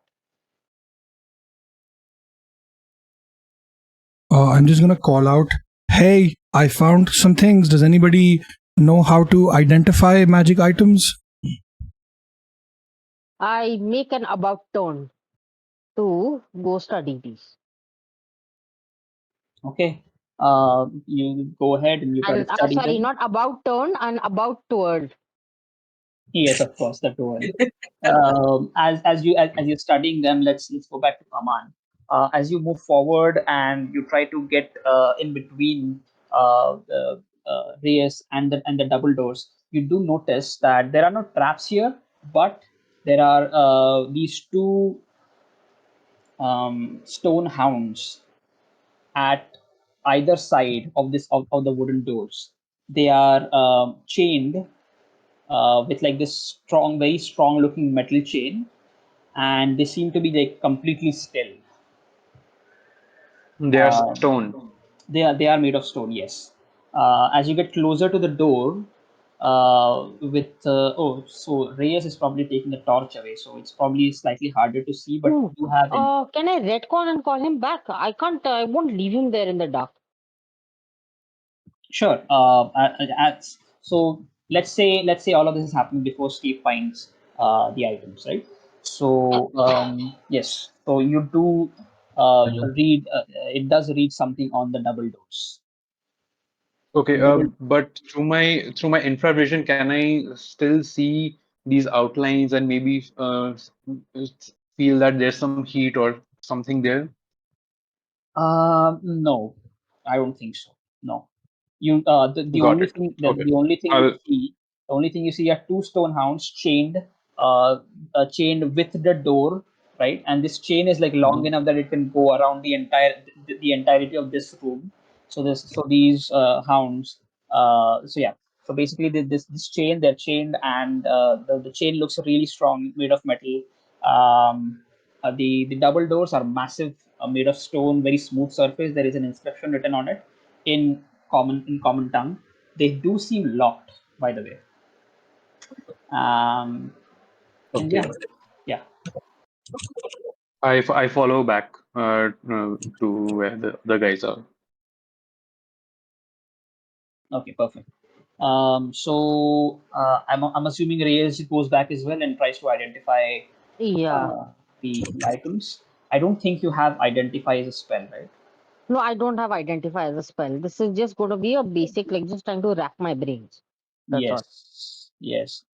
Go ahead and roll for an intelligence check. Yes, let's tank this roll also. Yep, 12. 12. With a 12, you know that the green shard that you're holding in your hand, it can be used. It is a very potent source of magic, and it can be used to spell burn. Essentially, you can use this uh, shard, and you can use this to spell burn, as in you can consume it, and it will empower your spells. You know what a spell burn is. Why am I telling you this? Yeah. Yeah. Wait, hold on. When you say spellborn, by how many points exactly? Just 1 point, just plus one. Okay. So you don't need to. So what I mean to say is you can use this is a consumable item. When you use it, it's gone. It gives you a plus one to your spell checks, and it doesn't consume any of your ability points for spell burn. Yeah. And what about the other item? The other item you can't quite figure out what it is. Right as you hold it, just like Flirty, you feel like you're gonna be fine. Nothing bad can happen. I point to the shard and I say, may I? Sure, yeah.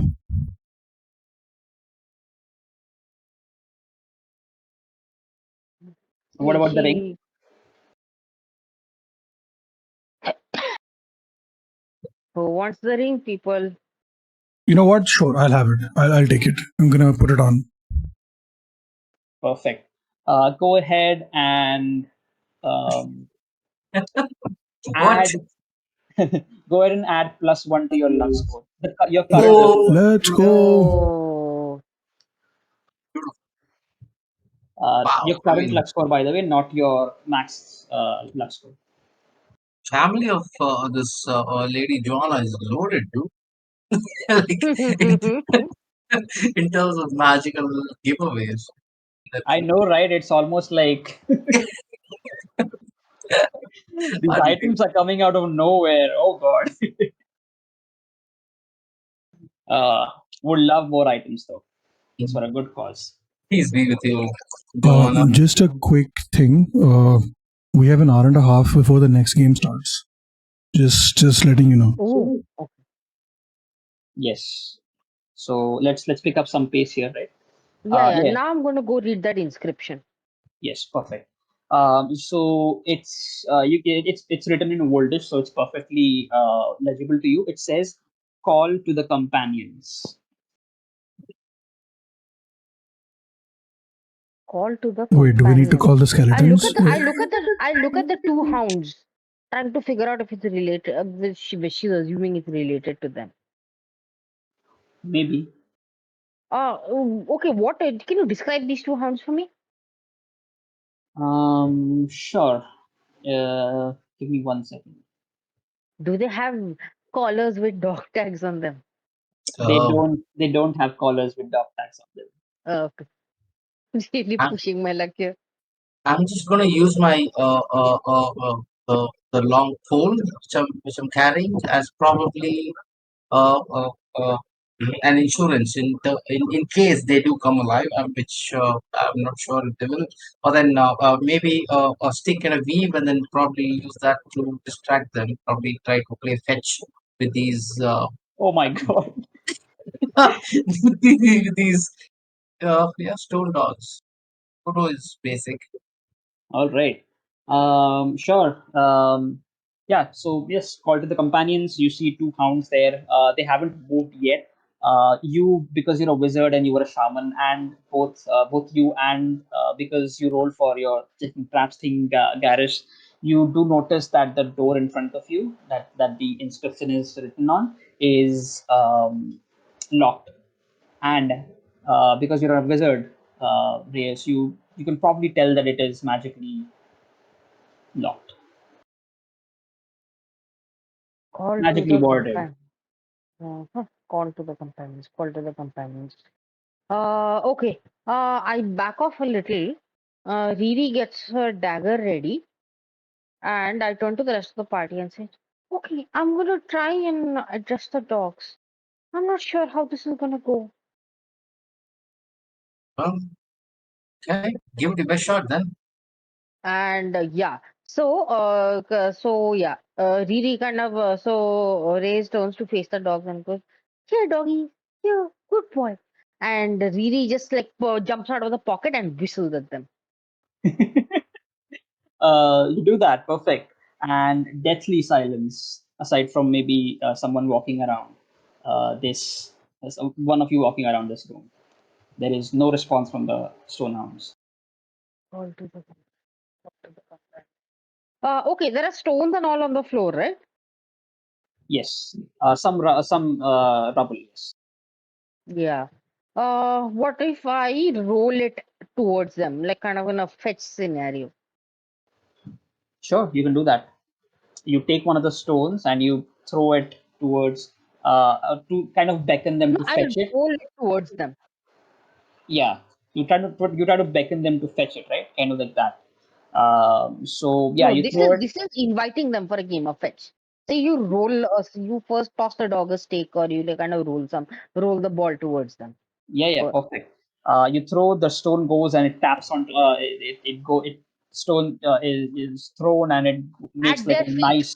not Yes, at them, not at yes, them, at their feet. perfect. You throw it at one of them at one time, and it just makes like a nice arch and drops down at the floor, making a loud noise. And it just sort of stays there, and the hounds don't respond at all. Um, Well, I'm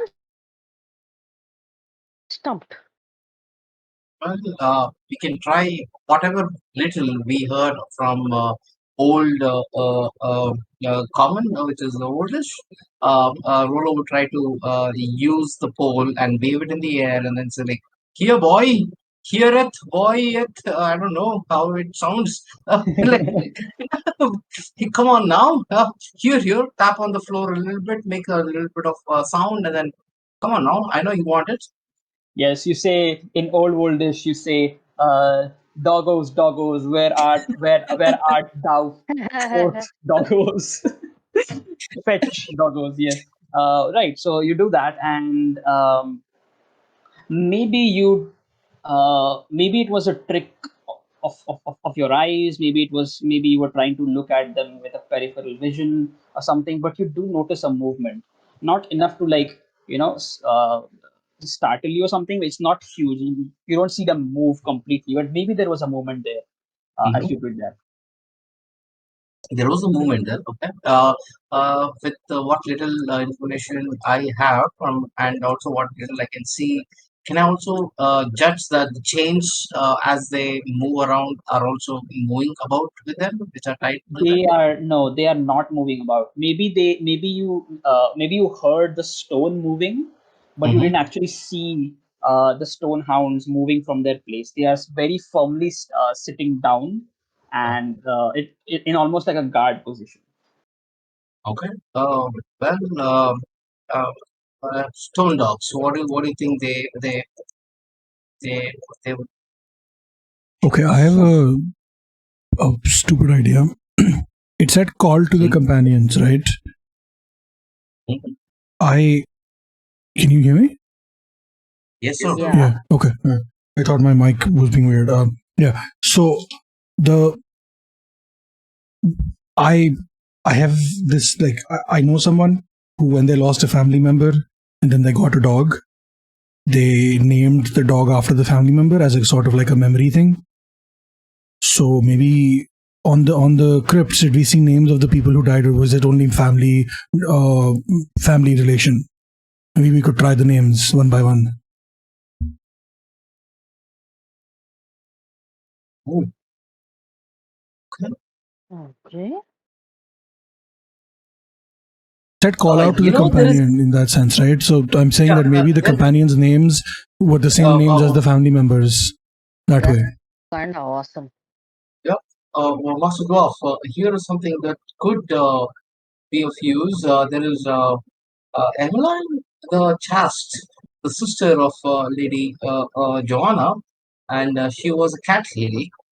Uh, uh, maybe maybe we could uh, call her name out and see if these hounds react to that. Should I send you guys the names of what we found? Just give me 1 second, okay?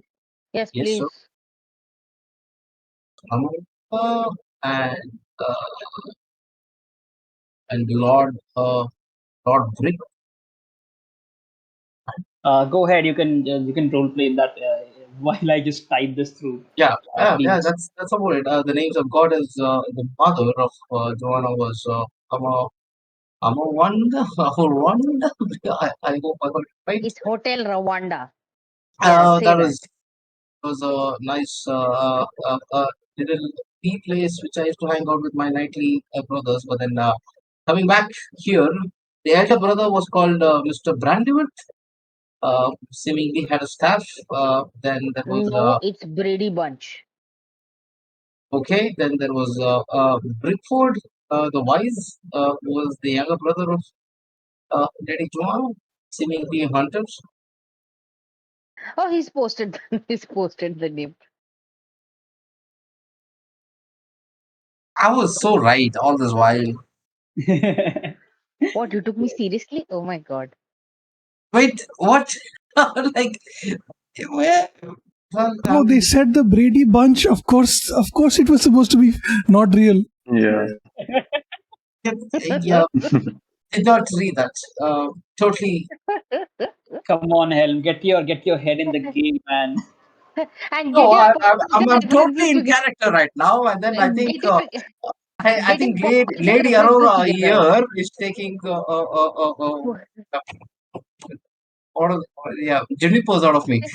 It wasn't me, it was Riri. Lady Aurora doesn't do that. Cool. Yeah. So yes, yeah, we have the mother, the father, the brother, and the sister.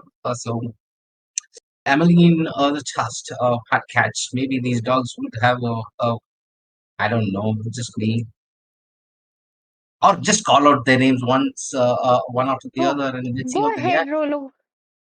Oh, Go ahead, okay. Rolo. So here, boy, I'm going to go with the with an shit. Uh, uh, ooh, um, uh, I don't Can know. at this point, can my familiar interrupt? Yes, please go ahead. Void, are you okay with that? Void, Sure, Helm, are you both okay with that? Yeah, sure, yeah. yeah.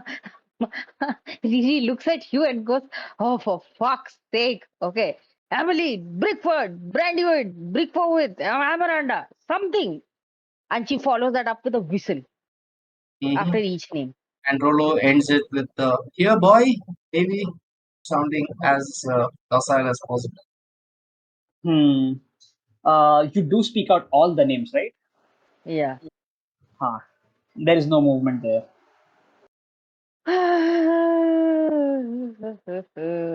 Okay, you know what? Make an intelligence. I say, I'm I going to call to them in every language I know. Okay, so I'll as step she's in here. I'll step in. mm, Okay, as Amalia. she doing yeah, as she's doing that, I'll just start to walk up to the dogs, to the door, not the dogs. Okay. As you start walking towards the door, you feel hostility from both these stone hounds, uh, coming to like directed towards you directly. Okay, and they're not moving just yet. But I would like to for Reyes to make Reyes or Flirty. Both of you can make an intelligence check. Okay. I hate roll at this point. Oof. You got a 16. Oh, what a 14 total. Okay. Both of you can probably figure out you might not want to say all the names of the family members. You might just want to say two at a time. Yeah, that's what I was gonna say next. Suggest next. Uh, okay, so I'm gonna do this in the most flirty way possible, and I don't mean like flirting, but like in the sense that this is flirty as a character. This is what you would do. Have we checked if the dogs are boy dogs or girl dogs, and we use those names for the They are boy sisters and the dogs. mother instead of okay. So what about the dad and the boy dogs. yeah? So the dad and the brother. What about those names? Let's start with that. What about the two brothers? Yeah, that could work too. Lord. Yeah. That's smart.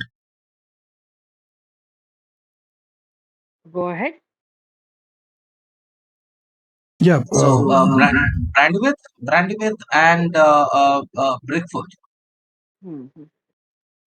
As you say those names, um, you feel right. So Garrus was walking towards the door, right? You felt this hostility towards you, just directly towards you, and just as those two names were uttered, you feel that the hostility is now gone. The entire mood of this room, you feel that it Wow. is calming down, and the hounds stay in their place. But now the door in front of you magically opens as it scraps. It's a massive double door made of stone with smooth, like very well crafted door. It magically opens up inward. Clapping from my pocket. Wow, well, uh, uh, that was that was something, flirty. And then kudos to you, Garrus, walking head on towards these stone hounds. Well, I'll follow you. Yep, I follow him. And keep Let's Um, it. go. And Flirty. I'm not even paying attention. I just keep walking ahead. Perfect. Flirty, give yourself 1 point of fleeting. 1 point of what? Sorry. 1 point of fleeting luck for figuring out the Let's hostility. go. Hell yeah, that's 3 now. Oh, also Nice. while walking past, I'm What gonna are stop. you doing in my swamp? Thank you for coming to my swamp. But I'm gonna quickly pause and I'm gonna pet the head of both the dogs before walking through. Good dogs. Yes, just as you do that, you feel like a breeze go through you, and you hear lapping of a dog. Like they're probably lapping their Oh, how tongue at cute. you. Yeah. Perfect. So as Rolo leads the charge, and right behind him is Garrus. The rest of you also just sort of get behind them and move on to the next room. This is a circular room. Um, just as you enter, and the room and the torch illuminates this room with its light, you notice something strange. You see a pale humanoid figure, semi-transparent, almost azure-colored, thin, maybe drawn with age. You're not quite sure. With a Armored, veil. not a whale. Okay. She seems like she's armored, wearing plate mail and a helm, visor. which is raised basically, and she's kneeling in front of a portrait. Now, this portrait is, just give me 1 second.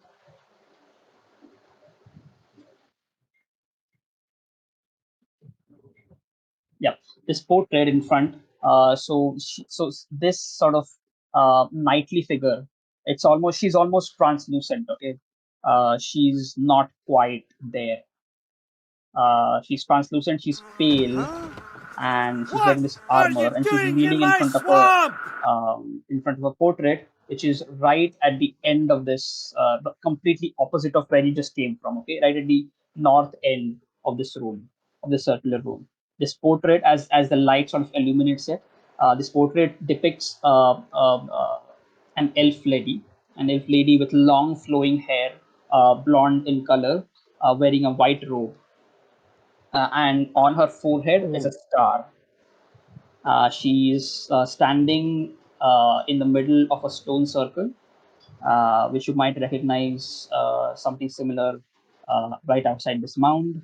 And this sort of portrait or painting, it has seen a lot of years. It's very aged and very damp.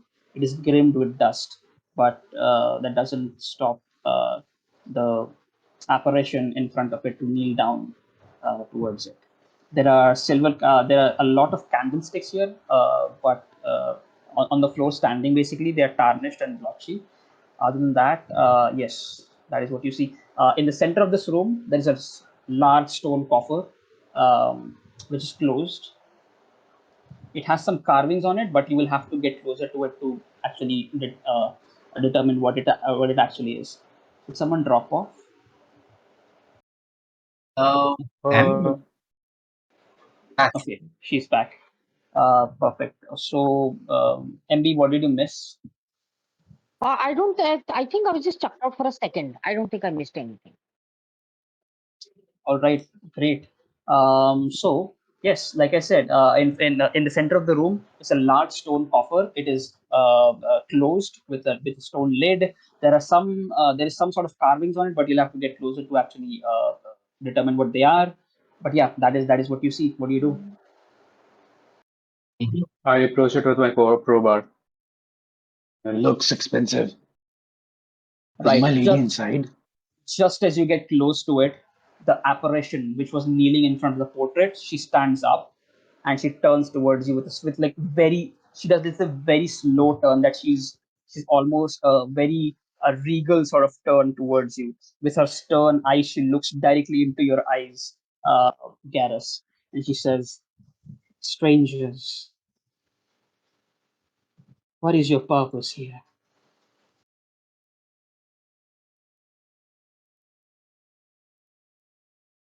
Go on, Master Dwarf. Uh, Answer uh, her. I just turn around and it's like shrugs. I don't know what the fuck. Like, uh, uh, uh, my my lady. Uh, our purpose here is to um uh uncover the mystery behind I just turn towards you again. Our Mystery behind the dreams, what? which has compelled here. Our dreams, which has compelled here to be in the presence of this in I, this elven. I turn towards. I turn Lady towards in white what he sent us. said. We have strange dreams of a beautiful lady in white, and we want to know what's the cause behind it. And honestly, all these dead things are kind of freaking us out, and we seek any guidance or help from you, and we are humbly at your service. And also, we found strength from our dreams to venture ahead towards. I don't know where we were leading on to, but then the elf lady in our dreams just gave us enough strength to move on, I guess. An elf lady in white, you say, in your dreams. The dream was pretty potent. I was in a 100-year coma and she woke me up. Indeed, Holy shit, the guys! Just 1 sec. Somebody just donated $100 fucking Oh dollars. shit! Holy Oh my shit! Oh shit! I just god! saw that. What? Hey, you Holy met your shit! target. You Yay! What? did, yeah. You So crossed your here's target. Oh, here's the You thing. crossed your excellent. target. Here's the thing, right? I I was approached by two different TTRPG companies who said that they would give away some of their games if we hit certain milestones. So now that we've hit $100, after the end of this game, we're gonna run a giveaway, and whoever is the lucky winner gets to win a game from um, either Illicit Peanuts or Cobblepot Games. How cool is that? Holy fuck. Amazing. Good on you, Steve. Amazing. Thank Wow. Hey, whoever, kind stranger, whoever you are, wherever you are, thank Whoever you this so is, much. yeah. Thank you. Thank you. Perfect. Steve, Perfect. you met your That was target. impeccable timing as well, wasn't it? The dreams Guys, of the this party basically wins. guiding us This basically, towards. yeah, this wins the one shot. I think, yeah, that's what we needed. I think we won the one shot and we rolled nat 20s from now on. I think, yeah. uh, Ray's laughs very sadly at that comment. Uh, Right. haven't rolled above a 10, but okay. Perfect. Perfect. Awesome. Now that the donation incentives have gone way ahead, I'll have to figure something out here. So just give me some time. We'll play through it. Don't worry about it. We'll play and as I think about it. So don't worry about that. So look forward to that. And yes. So let's continue. Should we? Yep. Yes. Perfect. Do a All happy right. jog around my room and then come back. Yeah. Oh, by the way, just I guess I just figured it out.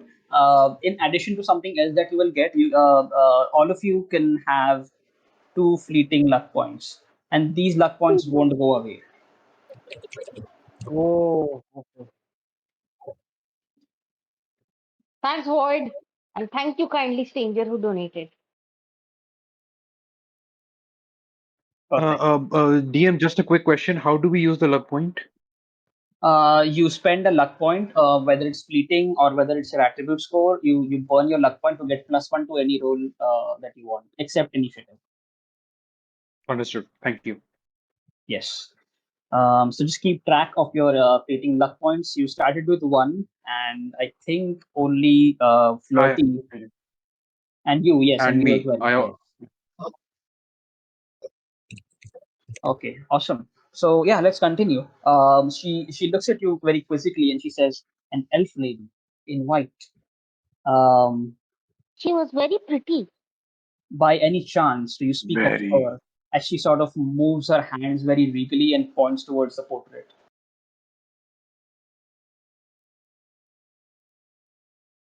We Wait, see the what portrait. did she say? What did she say? Do any of you speak any what? By any chance, does this lady look like the one in this portrait? Does she? Does she? I'm looking at you for confirmation, Void. Yes, she does. You see in the portrait, I've already mentioned that you see an elf lady with long flowing blonde hair, Yeah, yeah. Ah, okay. wearing a white robe, and upon her forehead or a brow is a star, basically, a shining star. Yes. Yeah. I point to Yes, the my I point lady. to the portrait and I go, "There's my Princess Charming." Okay, and the Riri in my pocket. Shut up. Oh, I just fall down to um, my knees and say and put my hands and say, my lady, my lady. right. So she almost it's almost as if the surprise of finding strangers in her tomb eh, is sort of just wears off, and she exhibits a more natural sort of melancholic uh, expression on her face, and she just bows her head down and for a moment, and she then takes it back up, and she then looks towards you and she says,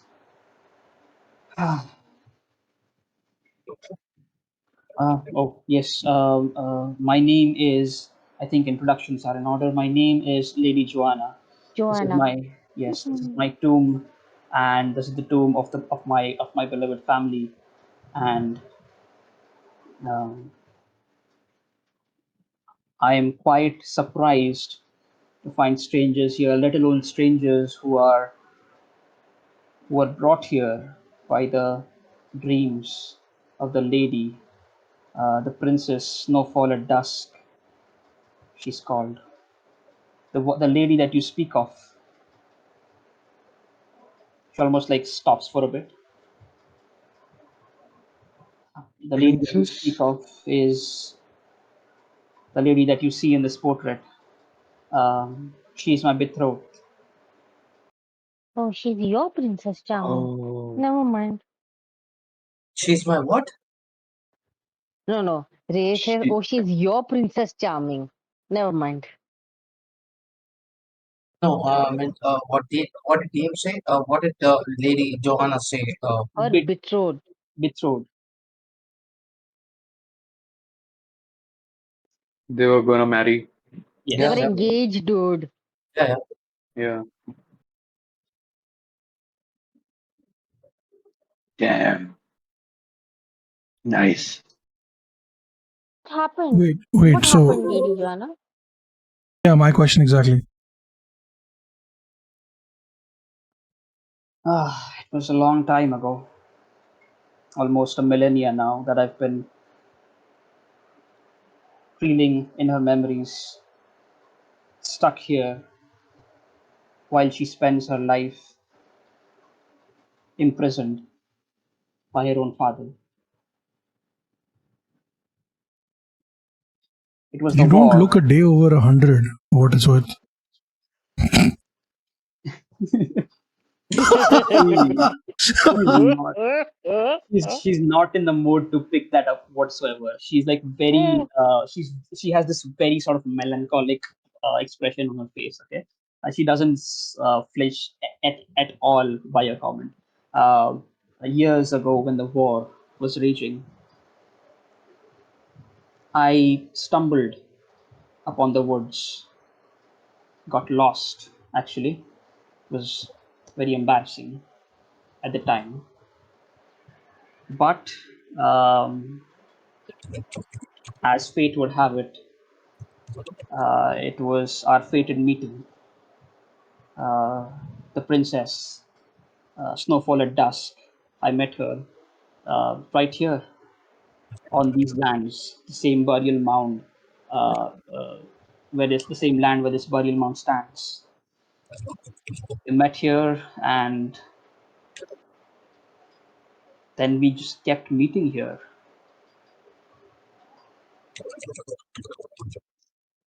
Amongst the war, this was my only reprieve.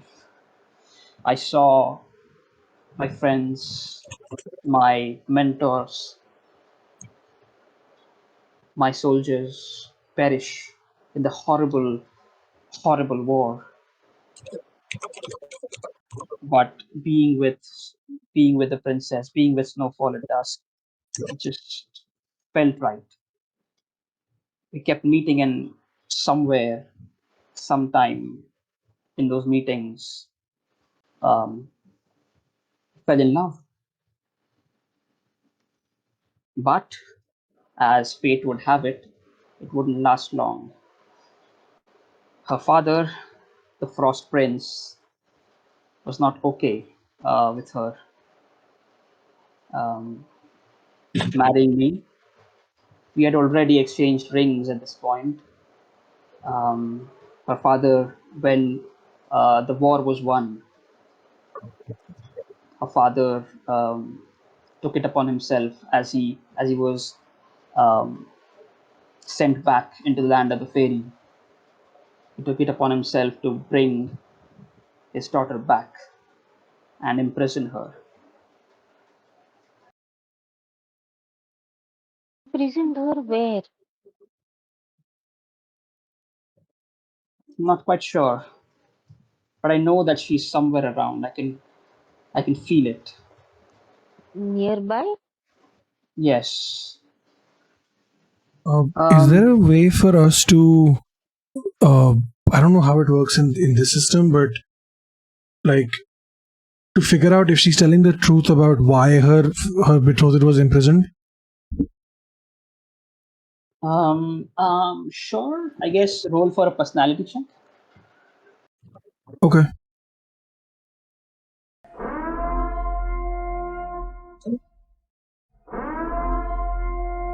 11 plus 1, 12. You feel like she has a very earnest look on her face, and with that sad sort of melancholic expression on her face and very earnest way to speak and everything as she's sort of recalling the memories. They certainly are causing her pain. So you can probably assume from that she's probably speaking the truth. Would any one of you help me get this stone lid off off the stone coffer? Absolutely. Yes, yes, yes. That's what, my lady, that's what I was gonna do anyway. And yeah, We'll help we you up. approach, I guess. Okay, you guys, all of you just sort of gather around and take the stone lid and put it down. Um, inside inside the stone coffer, inside the stone coffin is just give me 1 second. Okay? Yes. Inside lays a skeleton of a knight wearing armor, very regal sort of plate armor, almost preserved to a point.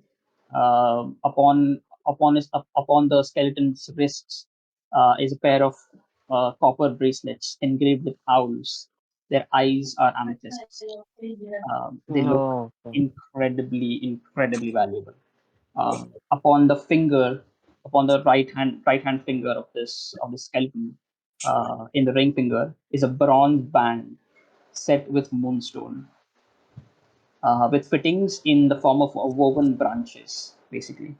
And it looks to you, Reyes, that this ring is of the arcane nature. This Yeah, I just straight up asked Ray just straight up asked Lady Joanna, what is this, if I may ask? this is my mortal coil, well, at least what's left of it. And yes, the ring that you see on it, it was the ring that she gave me. We exchanged these rings. He said that this ring would keep us together. The only way that I know that she's somewhere around is because of this ring. Because I was sometimes I can hear her voice in the wind. Lady Joanna, I'm not one for grave robbing, but may I use this ring to look for her? I'm afraid the ring is stuck.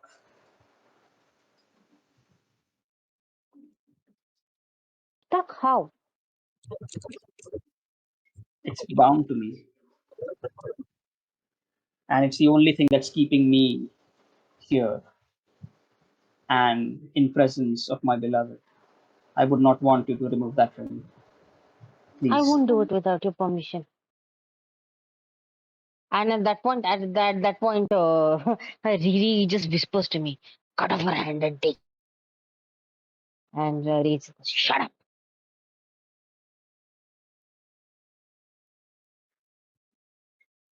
Can I ask a favor of you, if you don't mind? I know you guys came here in search of the lady in white, and it must be a disappointment, but I need your help.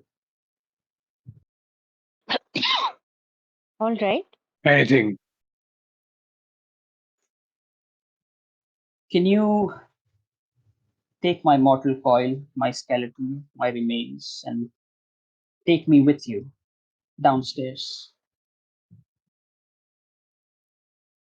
DM, I'm not optimistic about my roles at all, but may I also do a personality check, even though I don't have a personality check or modifier at all? Sure, go ahead. Yeah, this is quite the request. So, wondering how. Yep, that is a 30. Yes, again, she has a very earnest look on her face, and she's probably you can probably tell that she's speaking the truth, or at least she's very earnest with her request. She's very deliberate with it. She's not trying to deceive. Yeah, okay. I kind of nod at her and say, wait, where does she want us to take it? Downstairs, she says.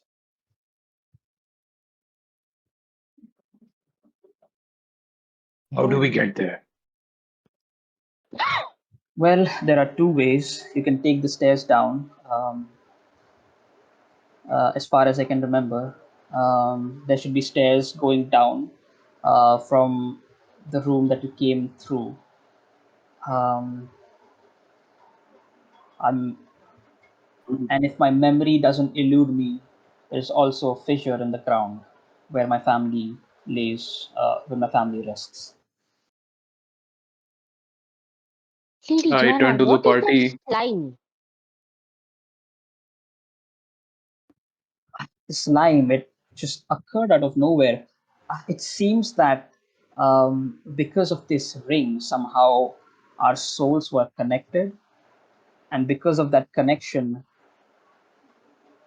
and because the princess was trapped in her prison is trapped in the land of the fairy, the elf land, somehow um, both of these worlds are brought together, and that fissure is some sort of a gateway to Elfland. The slime seemed to have originated from there.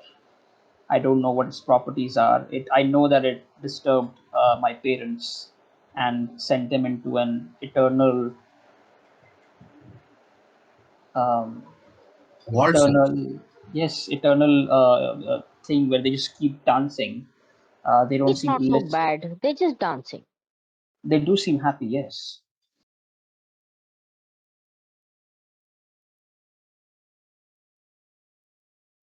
I turn to the rest of the party and I say, do you want to venture down that fissure? There is I think there we is can no do way that. there's no way we're gonna jump into the fissure of all the things out of my out of everything I am against. Maybe slime itself helps objects levitate, and I'm so not okay with this idea. But then shit. Uh, do you think that I have a rope. We can tie that somewhere, rappel down, and Hmm. maybe drop a torch before us to gauge depth. A lit torch. We have I some have to a spare. grapple hook. Mhm. Perfect. I'm just imagining that we'll have to free fall through that fucking thing with slime all over us and then help us levitate. I have no No, idea how no, this is going to go. no, Rolo. I'm saying we light a torch. We have some to spare. We light a torch and we drop it down the fissure Okay, that's a good start, I guess. Stay away to from gauge depth. slimy things at the edges, please. Um, I think you might have missed it, but I did say that you don't have to go through the fissure. Um, Yeah, we don't. There are stairs also. there are stairs going downstairs. Yeah. Whose bright idea was it to go to? Never mind. Stairs it is then. It was as you say, whose bright idea is it? Really jumps out of my pocket and points at Rave. I should have guessed. You little one. You should. Oh, never mind. I'm I'm going to steal you one day. No, you most certainly will not. And Rave goes, Oh, I'm kind of sort of magically bound to her. That's not gonna happen. You steal me, I'll materialize in her pocket again. okay. Then I'm going to stick close. Please venture into the stairs. Stairs it is. None of this fissure diving thing whatsoever. I'm a little claustrophobic, you see. Ah, So are we going in or not? so Yes, we are going in. Stairs. The lady just has won our all hearts, hasn't she? No? She seems it's a very earnest request. I don't have the heart to say no. I am whatever either way. I'm a dwarf. I like holes. Let's jump down one. It's fine. I So would we have request to you. Yes, I would request you to take my remains with you because I cannot go Okay, anywhere so except Rolo my will, ring. how yeah, heavy. Rolo will pull out his huge sack which he bought out of regret of spending so much money on it. But then now, surprisingly, it has come in handy. And then I'm going to say, uh, uh, uh, well, lady, if you would be so kind, would you allow me to, uh, I don't know, carry you in this what seemingly is a very cheap sack, but I would Liz, uh, uh, carry you. yes, dear knight, as long as you can take me to her, uh, find her, I would just like to gaze upon her one last time. So be it then. Uh, by the by the order of the enterprise of the Green Shield of the White Lady, I hereby, Rolo Garfunkel, declare that I shall ferry it until my last breath, so that you shall meet your loved one last time. I thank you with all my heart. I don't have much to give you, but Oh, uh, you shall have not to worry about it. Let me do the honors, and then I'm going to very gently try to pick it up, and then try to. Uh, Wha- I don't even know how to help. Please, someone here, Master you Boss. you Yeah, probably have Well, to, because it's a while yeah, Rolo's I'll skeleton. probably help. while Rolo's doing his monologue, Ray's narcolepsy kicks in, and she falls asleep while he's mid conversation. And Riri like peeks out of the pocket and says, "Let's not wake her." Good call. I wish there was a way of fucking stealing you, but then not now. Well, Master Dwarfs, if you can please kindly so, and then with their help, I think Yes. I'm yes, yes, yes. Hold out the legs. Flirty there. No, not do not touch that. Yeah, yeah. Well, yeah, you're helping me now. Yeah, just we're putting it inside the big sack, and then very gently tied up with whatever I have hempen rope, 50 feet. I'm going to use some of it and tie it, and then probably make a sling across my shoulder, and then I'm going to carry it. Perfect. In Uh, that tomb, as he's doing in that, that, just before he does that, I'll just gently, not gently, but I'll just give him a slap and say, "Calm down, man. This is this is a mission for the ages. Oh, we have to get the princesses together. Calm down." Well, Okay, I am calm. And then, yep. Okay. as you, That yes, as that slap wakes Ray's up. She's been slapped awake so many times by her familiar. She's like, I'm oh, then she realizes she's not the Um, one who was slapped. This right. one. okay. So as you guys are taking the skeleton one by one, you're sort of holding it, taking it Uh, out I'll of the stone I'll coffer. light a torch and lead the way. Since if these people are carrying, I'd like to help, but if they don't want help, I'll torch the way. Yeah, sure. No worries there. You do notice in the coffer, in the coffin, there is a scroll there. What is it? Do you pick it up? I asked the spirit. What is that, Lady Joanna? Um, a scroll. I'm not sure what it is. I I haven't quite. surmised as much. I'm not sure what it is. I haven't quite perused it Getting myself. sassy or fucking. I'm not quite good at the magic thing. You see. Okay, may I? I point to the scroll, reaching out for it. Wait for her to nod or say no. Sure, with everything that you've done for me until now, helping me see my beloved for one last time, please go ahead, have at it. Uh, I read the scroll. What's there? It's a scroll of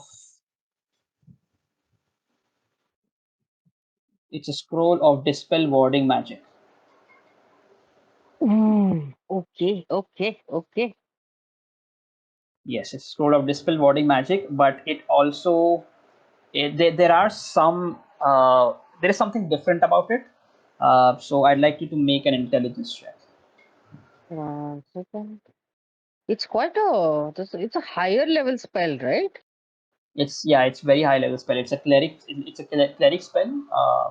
No, no, you know what? It's a wizard spell, but yeah, it's a high level spell. Yeah, Okay. That is 18. 18. With an 18, you can probably tell that this when this scroll was being written on, it was made specifically for anyone with the Fey ancestry to not cast it. So basically, anyone else can cast it except for Fey creatures. That includes you because you're an elf. So I can't cast it then. No, you can't. Anyone else can, but you can't. Uh, Yeah, I'm the one I turn caster in the to team, the and two she's dwarves. useless. I turn to the two dwarves and I say, "Here you go." You know what? I've never done magic before, So but I'm I move my hands around. I've oh, been told I have magic fingers, so this is going to work. I'm going to try this. Perfect. Just making sure that yes, this was your donation incentive. So there you go. Mhm. Okay. Also, Master Flirty, twirly fingers and tongue tornadoes does not count as magic. Wait. What did you say? Twirling what? No, never mind. But then please be sure to cast this with utmost interest and calmness and with intent. This is very valuable. Very valuable. Trust me. Give it your all. Okay. Do we move to the first Yep. room that you guys, yeah? So I'm Yeah. just gonna skip it there. You guys, you take the skeleton, you take the remains, and you just move through the rooms, and you get to the first room that you were, the large hall with the plinths, and you notice that there are ways or rather doors going towards your west and your east. Where do you go? What do you do? Listen at the door. Actually, Lady Joanna can give instructions, right? Yes, she should. She says, well, you can go either way. You know what? Maybe let's go through the west door. It's been a long time since I've been here, so my memory might be eluding me, but I Now, believe the Lady west door Joanna's should work. gonna roll an intelligence check. See how it feels. Not quite, but you can trust her. You can, yeah, or you, if you don't want to, it's up to you. She says that the west door is the way to go. Okay, so yeah, Rolo is carrying the huge sack with the remains, and then waiting on to the others to lead the way. I guess for now, that's Uh, Rolo's intent. yeah, I'll torch. I'll torch. Uh, Garrus, and Flirty. What do you guys know?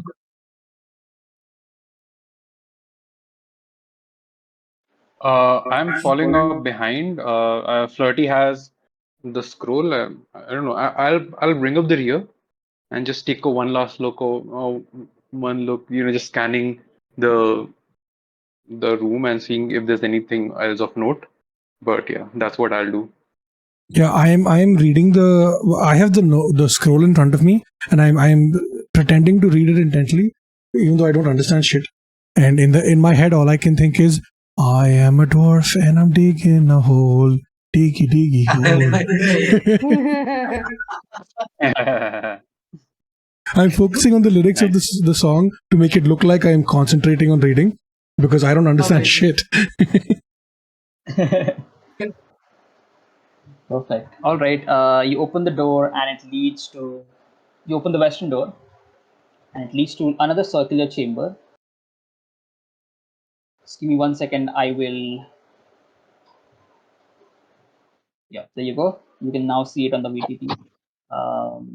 Yeah, it leads to another circular chamber, which, as just as you enter, the one thing that completely like the, just by a cursory glance you can tell that there is a large white marble statue at one end of this room.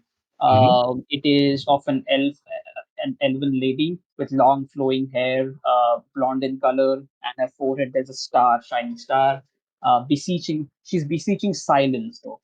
The statue is posed facing towards the stairs. The stairs are completely opposite to her, and yeah, as the sort of room illuminates this, the torch illuminates this room. you can definitely see that there are stairs going downwards, right? So the statue itself is of the lady, Princess Snowfall at Dusk. Lady Joanna will tell you that.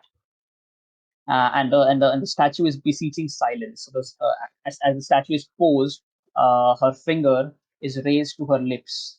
She's blindfolded with a black cloth. It's not it's not made of marble, right? It's an actual black cloth which is wrapped around her head to blindfold her, covering her eyes. She's and this sort of this statue is raised on a round plinth for out of like 1 foot high and 3 feet across. Yes, and there are stairs leading down here. So yeah, that's one exit. Rolo's gonna charades to the party. This is basically dumb charades being played. Uh, Mm-hmm. which is like basically doing the same thing what the statue is doing, which is like asking the party to keep quiet and also trying his best to not make any noise himself.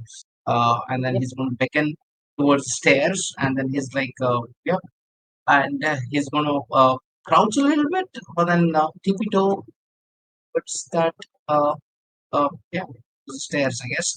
And then he's also got his pole out, but then he's not tapping anymore to check for traps, but then very intently depending on Ray's torch to light his way to see if there are any indentations in the flooring of the mosaic itself. In the room or on the stairs? Both in the room and the stairs, yes. In the room, so in the room there are nothing. There's nothing except the large statue. But if you move towards the stairs, illuminating it with your torch, the first thing you notice that these stairs are very pristine and completely like opposite to the rest of this tomb, which was filled with dust. Like this ancient dust has settled down on the floor. But the staircase is very pristine, very finely cut stone, free of dust whatsoever. And there are like tree branch archways that connect that go around the staircase, basically stone carved into the likeness of interwoven trees at the top of the stairway, and it leads down.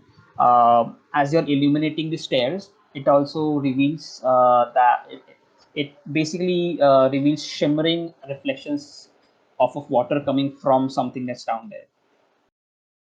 Um, uh, did the party get it? I look back and see.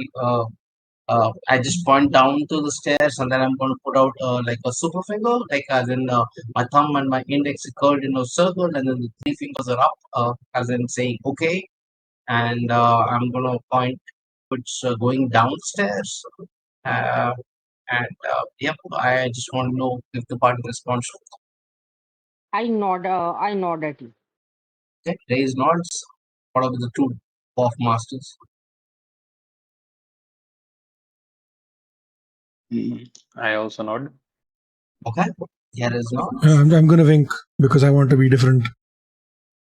I Rolo does not know how to wink one eye, but then he's blinking, but then yeah, he gets his point. So he's smiling all through, and then yeah, I'll point again. Sharad's DM. I'm going to make sure that again the path is lit up, and I'm going to pick and raise to light up the way, and then I'm going to descend down, and then I'm going to ask the party to follow with the motion of my hand above your shoulders. Yes, yes, definitely. As you go down the stairs, uh, Lady Joanna just, I guess, walking with you, like her ghost sort of walking with you. She says that uh, the stairs and the room beyond, I can feel that it leads to the realm of the fairy,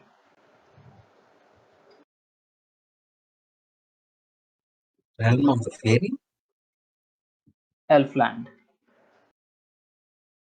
Oh, I breathe in just to get the a sense of how different.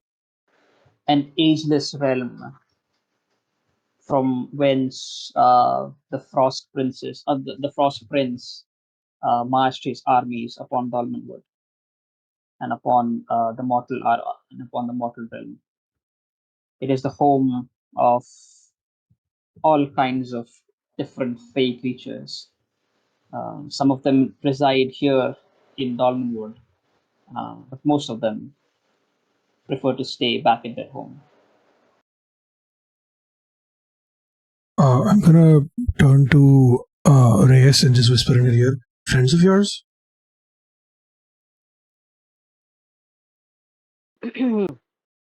Raise whispers that back at you. I've been in a coma for 100 years. My friends are all dead. I'm pretty sure their grandchildren are dead by now. Okay, that's just sad.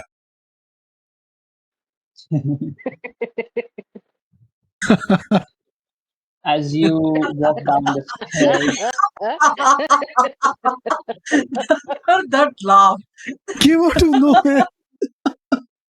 as you walk down the stairs, at the bottom of the stairs, you notice the candles, basically ghostly candles, which are lit up, dozens of them, floating in midair, warding the way, basically blocking your way to go into this room, which is um, past this sort of ward protection kind of thing.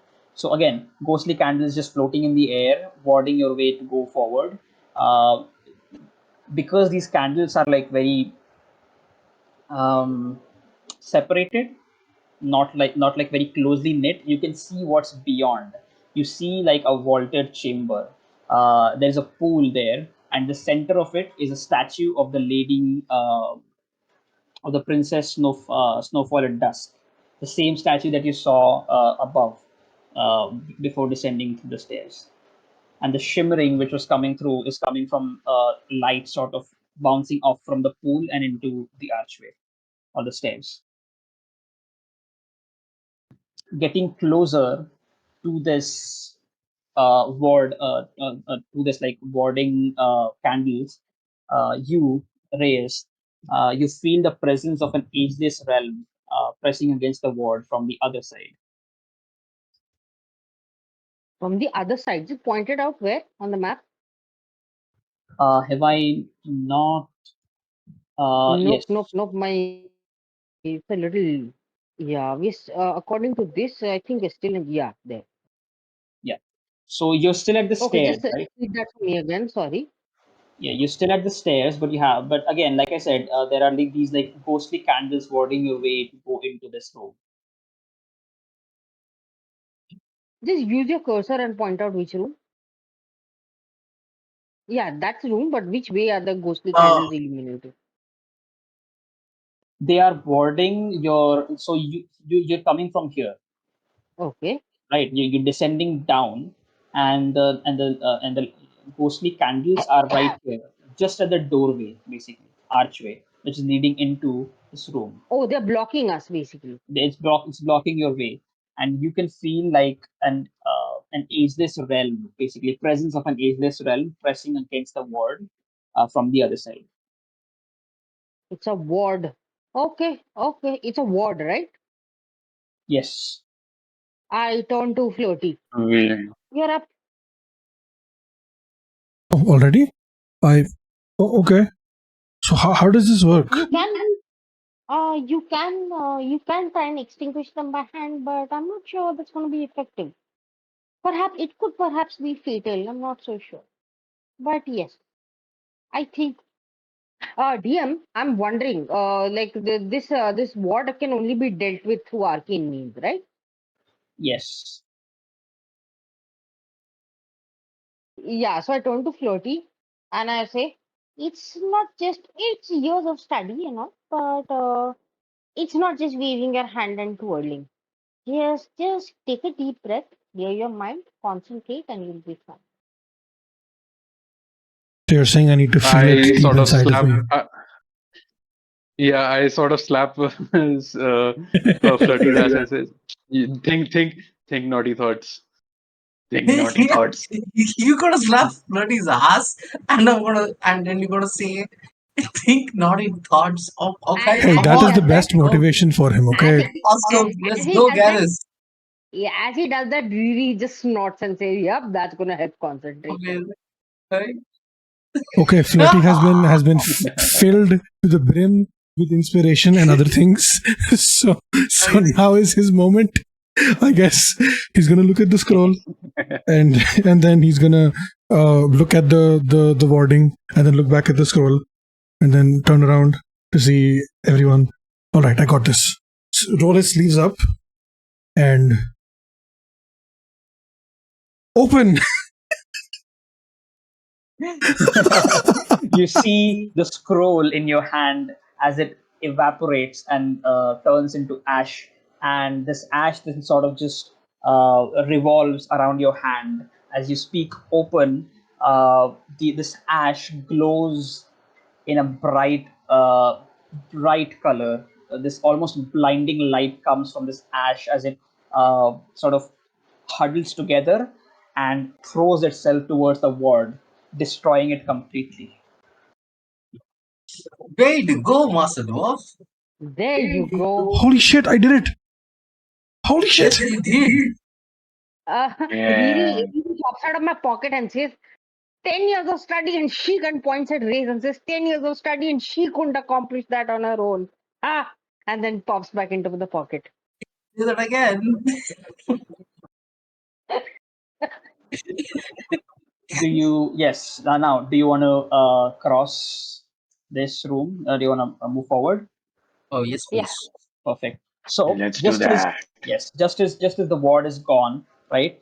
You almost step into this room. You take one step, and it's almost and all of you sort of walk into this room, expecting a room, a pool, and a sort of larger statue of the Princess Snowfall at dusk. But you're not where you were anymore. Excuse me. It's almost like you're transported to somewhere else. You're suddenly standing in a wintry glade. It is bitter cold. You're almost shivering, and as you breathe, your breath condenses into streams of vapor. The snow that you're standing in is almost 2 feet deep, and you're making like these huge boot prints. Um, you also see snowflakes drifting gently down. The snowflakes are like really, really large and they're very crystalline. And you see as you're looking up, they drift slowly down onto the floor. Some drop onto your clothes, your armor, and as the sun just sort of the rays of sun break the canopy, and sort of hit the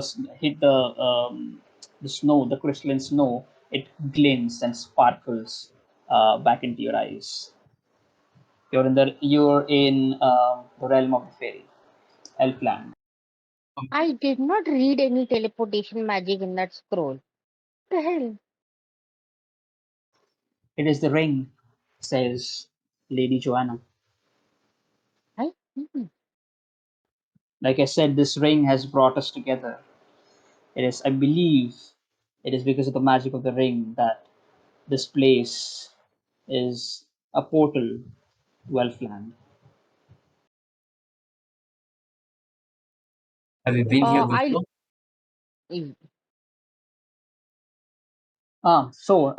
You see a lot of boot prints, larger boot prints, going towards your north. would we know by any freakish chance, though I'm pretty sure none of us have been here, is there a way to identify the boot prints?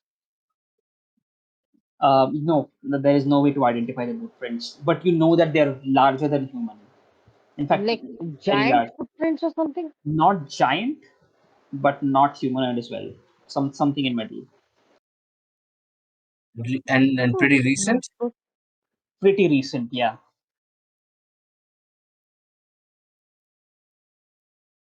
But there were so many layers of dust when we entered. Who got here before we did? Seems like I, it could be. I don't know if You don't. this is a gateway. This Yes, you could don't. be. Yeah, you Uh, don't feel like these footprints are coming from the portal that you just entered through. It's just going around the entire area, like someone is patrolling the woods, kind of like that. Yeah, Riri peers out of my pocket and starts singing. These boots are made for walking. So, oh, okay. Do you want to follow Okay, them? and I really do hope that these boots will not walk over us, but walk then all over us. Uh-huh. yeah, yeah, but then, yeah. Rolo is again on his guard. I would like to take a stance wherein I'm very aware. I'm trying to keep my senses about me, and then I'm trying to look for anything around us and see are there birds who which take flight randomly, maybe signaling a movement, or trying to look at the horizon and see and get a gauge of the land, and also just because it's getting colder, I'm also going to tighten up the sack on my back and then just get it around my shoulder a little bit, maybe getting a little comfy and trying to ward off the little bit of cold as much as possible. Awesome, awesome. Yes, you do find some movement, some birds trying to go, and as you look around the horizon, you do see a clearing in the woods. These boots are heading towards these. Sorry, these footprints are heading towards these clearings. These Well, boots are the skullduggery of the father, evil father. it could be not, but then I think uh, that's where we would probably head. And he looks at all the three members, and then he looks at them, and then Rolo is very stern at this point in time, and then he says, if we do encounter resistance, what are your plans about that? I'll try to do some magic. Magic? Okay. Will there be any parlay? Are we going to talk to them and then maybe convince them to let us do this one last final act and then just be done with it? Or are we going to? I think if it comes to a blow, I think we have to fight them nonetheless. We are strangers in their lands. Yeah. Ray says, I think we should reason with them. And from my pocket, Riri goes, oh my god, just split their heads open, for fuck's sake. It's the evil dad. Okay. What about you, Master Garrus and Master Flirty? I look at Flirty and say, we gotta do something right now. We have to figure out a solution. What do you think? I'm all out of ideas. Uh, I I don't know. I don't understand. Okay, okay. Let's On, follow till then. at the how about we flip a coin, right? Heads, we Mhm. do the thing. Tails, we run away and don't come back, Can't right? run away. We promised Lady Joanna. Obviously, I want to help, Uh, but fuck it, sure. I'm in. Whatever we decide, I'm gonna stand by our side. I might be a What lot do you of say? things, but at the end of the day, I know when to do the right thing, and helping out Joanna and reunite with her long lost loved one is the right thing to do. Yeah, my heart is already broken, so might as well just go through with this. well, Wizard, as a warrior, Rolo would say that I'm fuller of bravery the bits than in the beginning of danger, so I'm all in. What say you? Ray's nods, and from her pocket, you hear bitey, kicky, punchy, scratchy, split their heads open. We move along then. Well, All we right. take As the you path guys towards the make your clearing. Yes. way, yes, So as you guys make your way through the forest to the clearings, you're sort of following the footsteps. You come across the clearing and you spot a white marble tower. Um, in the center of a frozen lake, basically completely frozen solid. And yes, Lady Joanna has like a visible reaction to it, and this is it. I can feel her presence in this tower. This must be her prison. Are there any windows on the tower? Open windows? Um, I would say the tower seems like it has three stories, and Okay. the third story room has a window. Yes, and even the second story has a window. And there is a door, right? There is a door. In front of the door, you Good. see a hulking clay-like humanoid um, standing guard, and on its back you see a scrawny little rider. Yeah, you can probably assume that they're the doorman. I charge. Charge? No, Wow, Charge. no. awesome. I was gonna look for a boat or something. No need to look for a It's a boat. It's frozen lake. frozen lake. No, I was gonna use flaming hands and melt the water. For what purpose? Oh, I thought it was very big. Never mind. Sorry, I misunderstood. No, I liked it. I thought maybe, yeah. Never mind. If only you can Master Dwarf is unfreeze charging the whole here. lake. Yes. For Joanna! Very cool. Joanna stops you as she shouts at you. Wait, what do you think you're doing? Uh, I don't know. It felt right. That's a troll right there. You don't want to fight them unless you have a death wish. DM, I they're on the frozen lake, right? They're standing on the frozen lake. They're not standing on the frozen lake. They're standing At the uh, door. at the door. Yes. I'll tap the Which ice is to see just how solidly it's frozen. Yeah, Is it's it deep? solid enough. You can walk. You can walk on it very easily. Okay. Okay. Wait. I'm just cursor. Just can you use the pointer and show us where we are? You guys are right here, Okay. and I'm just go placing a ahead. token here. Okay. 1 second. Where's the oh shit? That's too big. No. Uh, Yeah. Yes. where's the troll? Here. Okay. What if we walk around and approach?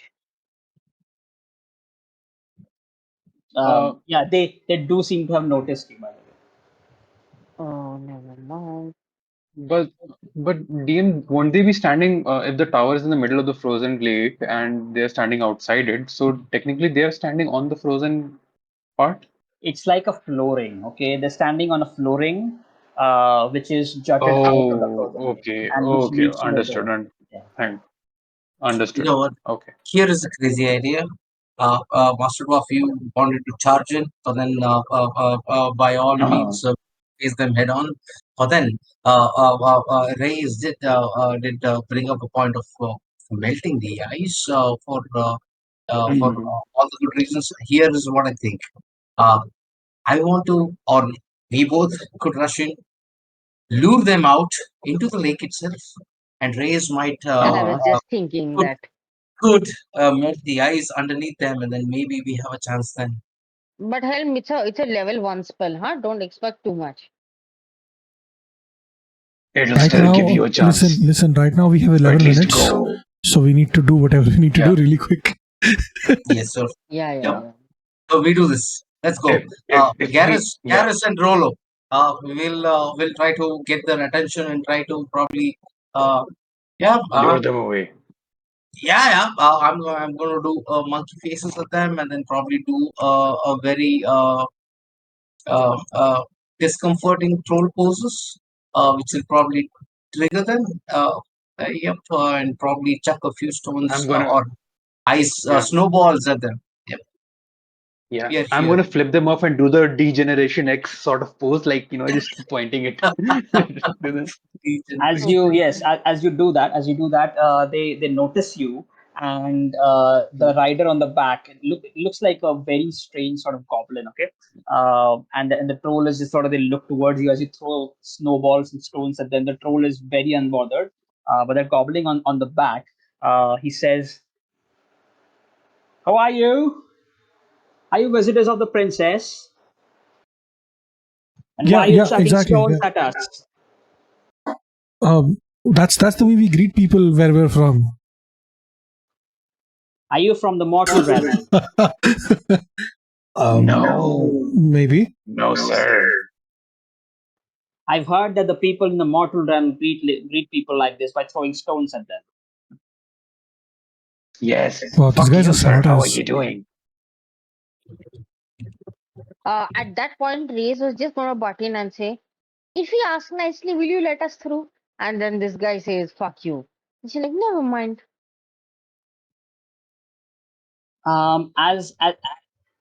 As you say that, right? He the goblin. It seems like he's about to say something, but suddenly he notices Lady Joanna, and he's like, "Is that the princess's betrothed?" And he just sort of points towards the troll, and he's like, "Look, look, look, Grimmelridge, look! It's the princess's betrothed. She's come."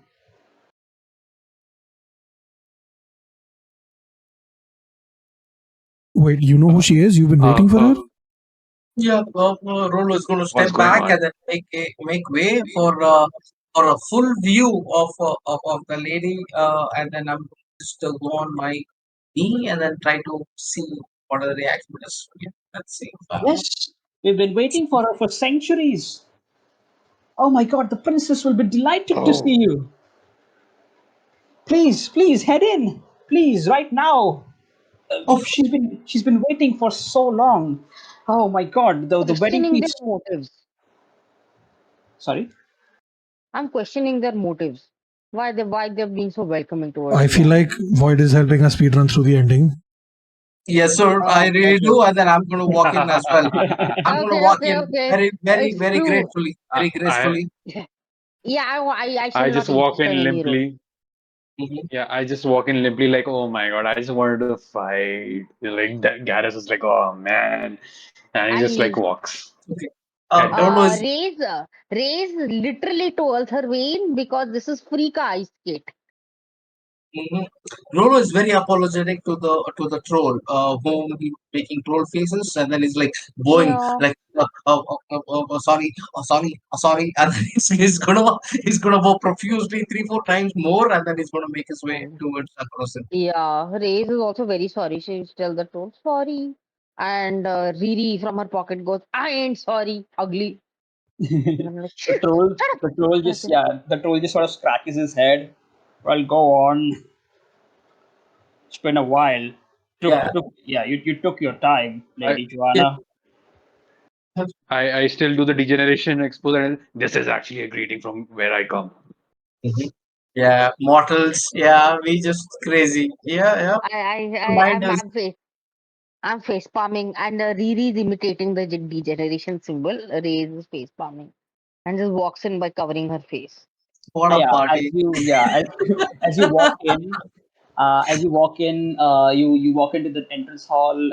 There are the entire sort of room here is very much decorated with garlands. There are winter hats and coat here resting on hooks, basically boots and ice skates. There's a nice fireplace. There is a delicious aroma of baking coming from a room just, I guess, beside it. There are stairs going upwards, so you guys just sort of Lady Joanna just sort of starts running and starts leading you towards the stairs as she climbs up the stairs. The stairs are basically going around the entire tower. So as you climb up, sort of following her, you bump into what looks like on the second floor of this tower. You bump into what looks like a wedding feast. There's a large feasting table. There are which is like amply bedecked, right? There's roasted chicken. There's mountains of fruits. There's ice wines. A lot of violet spirits. There are a lot of guests here as well. There are five frost elf knights, which are like these proud, Whoa. haughty plate mail wearing lances, wielding elves who are like these like long, pointy ears and almost icy hair. It feels like if you could just touch their hair, your probably hand would probably just freeze, something like that. So yeah, there are these frost elf knights. There are some what looks like seven or so frost elf nobles. They look very decadent, very foppish. They're like dabbing their handkerchiefs, dressed in very flouncy silk and lace. All of these people are very uncomfortably subdued. Like they're quietly sipping their wine or something like that. It looks like they've been here for a long time. They're very ambivalent to your presence, but Lady Joanna doesn't care at all. She just rushes through this floor as well and towards the last and the third floor. As all of you just follow and the door opens, you see in front of you a beautiful lady, elf lady wearing white. She's ageless and otherworldly. She has blonde hair, the color of the winter sun. She's pale skinned, but her skin is very scintillating from like fresh snow basically. Um, um, she has very crystalline blue eyes, and she's obviously clad in white. It's like a floaty gown, long gown. She has a star on her brow which shines. Basically, she's very regal, and yeah, she sort of turns around as a sort of hair just moves in the wind as the wind just sort of peers in through the window, and you see the both of them. Their eyes meet, and it's like it's like the moment stops for a bit, like the entire space and time has been waiting for this moment to happen, and it takes its time to just sort of um, hold on to this moment as long as possible. It almost feels like the primal forces of this world are trying to keep the time here as long as possible, but the moment passes and you see Lady Joanna walking towards the Princess Snowfall at dusk.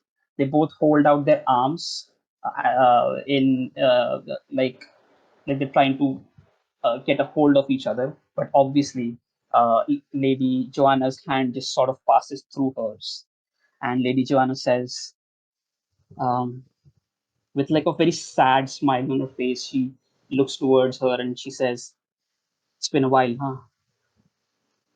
Maybe it just wasn't meant to be." But thanks to our friends, my friends that I found, they were quite gracious enough to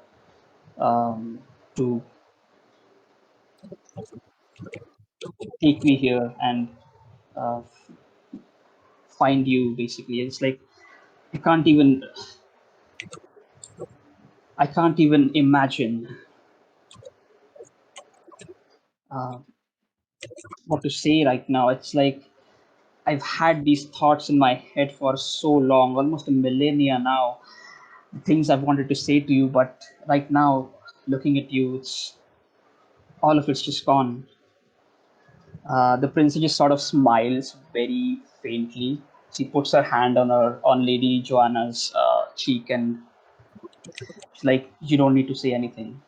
And it's almost like she tries to put her hand on her cheek, but like obviously it's like going through. But like she pretends that her hand is on her cheek, and it's almost like this again. This moment is sort of rests there, and then both of them kiss, and just as they separate after long case they separate and just sort of and you see the princess, she takes her hands and she points towards the sky. She closes her eyes and she says, "I wish to be reunited with my beloved."